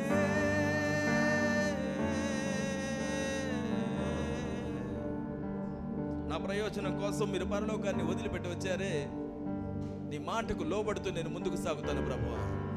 ఏ మాత్రము భయపడకుండా, ఏ మాత్రము సిగ్గుపడకుండా, ఏ మాత్రము నా భవిష్యత్ ఏంటా అని చూడకుండా నీ మార్గంలో నేను నడుస్తాను. ఎందుకంటే నీవు నమ్మదగిన వాడివి, నా శ్రేయస్సు కోరుకునేటువంటి వాడివి, మాట తప్పనటువంటి వాడివి. నీ వైపు నేను నడుస్తాను ప్రభువా. నీ మీద నేను ఆనుకుంటాను. ఎవని మనస్సు యెహోవా మీద ఆనుకొనునో పూర్ణ శాంతి గలవానిగా దేవుడు చేస్తానని వాగ్దానం చేస్తున్నాడు. ఈరోజు ప్రభు యొక్క సమాధానం మన హృదయాల్లో రాజ్యమేలునుగాక. ప్రతి విధమైన అశాంతి యేసు క్రీస్తు నామములో తొలగిపోవునుగాక. అయ్యా, మీరు ఇచ్చిన సమాధానాన్ని బట్టి వందనాలు, మీరు మాట్లాడిన మాటను బట్టి వందనాలు, మేము చేస్తున్నటువంటి తీర్మానాలను బట్టి వందనాలు. మిమ్మల్ని ప్రేమించేవారిగా, మీ ఆజ్ఞకు లోబడేవారిగా మమ్మల్ని తీర్చిదిద్దండి ప్రభువా. పిల్లలు మొదలుకొని వృద్ధుల వరకు మేమందరము నీకు లోబడేటువంటి వారిగా, నిన్ను వెంబడించేటువంటి శిష్యులుగా మమ్మల్ని తీర్చిదిద్ది నడిపించండి ప్రభువా. మేము నమ్ముతున్నాం ప్రభువా, మీరు గొప్ప కార్యాన్ని మా యొక్క హృదయాల్లో మీరు ప్రారంభించి ఉన్నారని మేము నమ్ముతున్నాం ప్రభువా. ఈరోజు ఎవరి కుటుంబస్తులు ఇక్కడ లేకుండా ఉన్నారో వారి కుటుంబంలో ఉన్నటువంటి ప్రతి ఒక్కరిని మీరు ఈ క్షణం అందే సంధిస్తున్నారని మేము నమ్ముతున్నాం ప్రభువా. వారి యొక్క వ్యసనాల నుంచి మీరు వారిని విడుదల చేస్తున్నారని మేము నమ్ముతున్నాం ప్రభువా. మా ప్రార్థనలకు మీరు జవాబిస్తున్నారని మేము నమ్ముతున్నాం ప్రభువా. ఎందుకంటే మీరు నమ్మదగినటువంటి వారు, ఆ ప్రార్థన విని జవాబిచ్చేటువంటి వారు, అడుగుడి ఇవ్వబడును అని వాగ్దానం చేసినటువంటి వారు. ఈరోజు మా సహోదరులు సహోదరులు దేని నిమిత్తమైతే మీ యొక్క సన్నిధిలో గోజాడుచున్నారో, ప్రార్థించి ఉన్నారో, వాటన్నిటికీ మీరు జవాబునిచ్చినందుకు నీకు వందనాలు అయ్యా. మేము అడిగినట్టుగా మీరు మాతో మాట్లాడి మమ్మల్ని నడిపించుతున్నందుకు నీ కృతజ్ఞతాస్తుతులు చెల్లించుకుంటూ, మీరు ఇచ్చినటువంటి సమయాన్ని బట్టి నీకు వందనాలు చెల్లించుకుంటూ, యేసు అతి శ్రేష్టమైన నామములో ప్రార్థించి అడిగి వేడుకొని పొంది ఉన్నాము తండ్రి. ఆమేన్.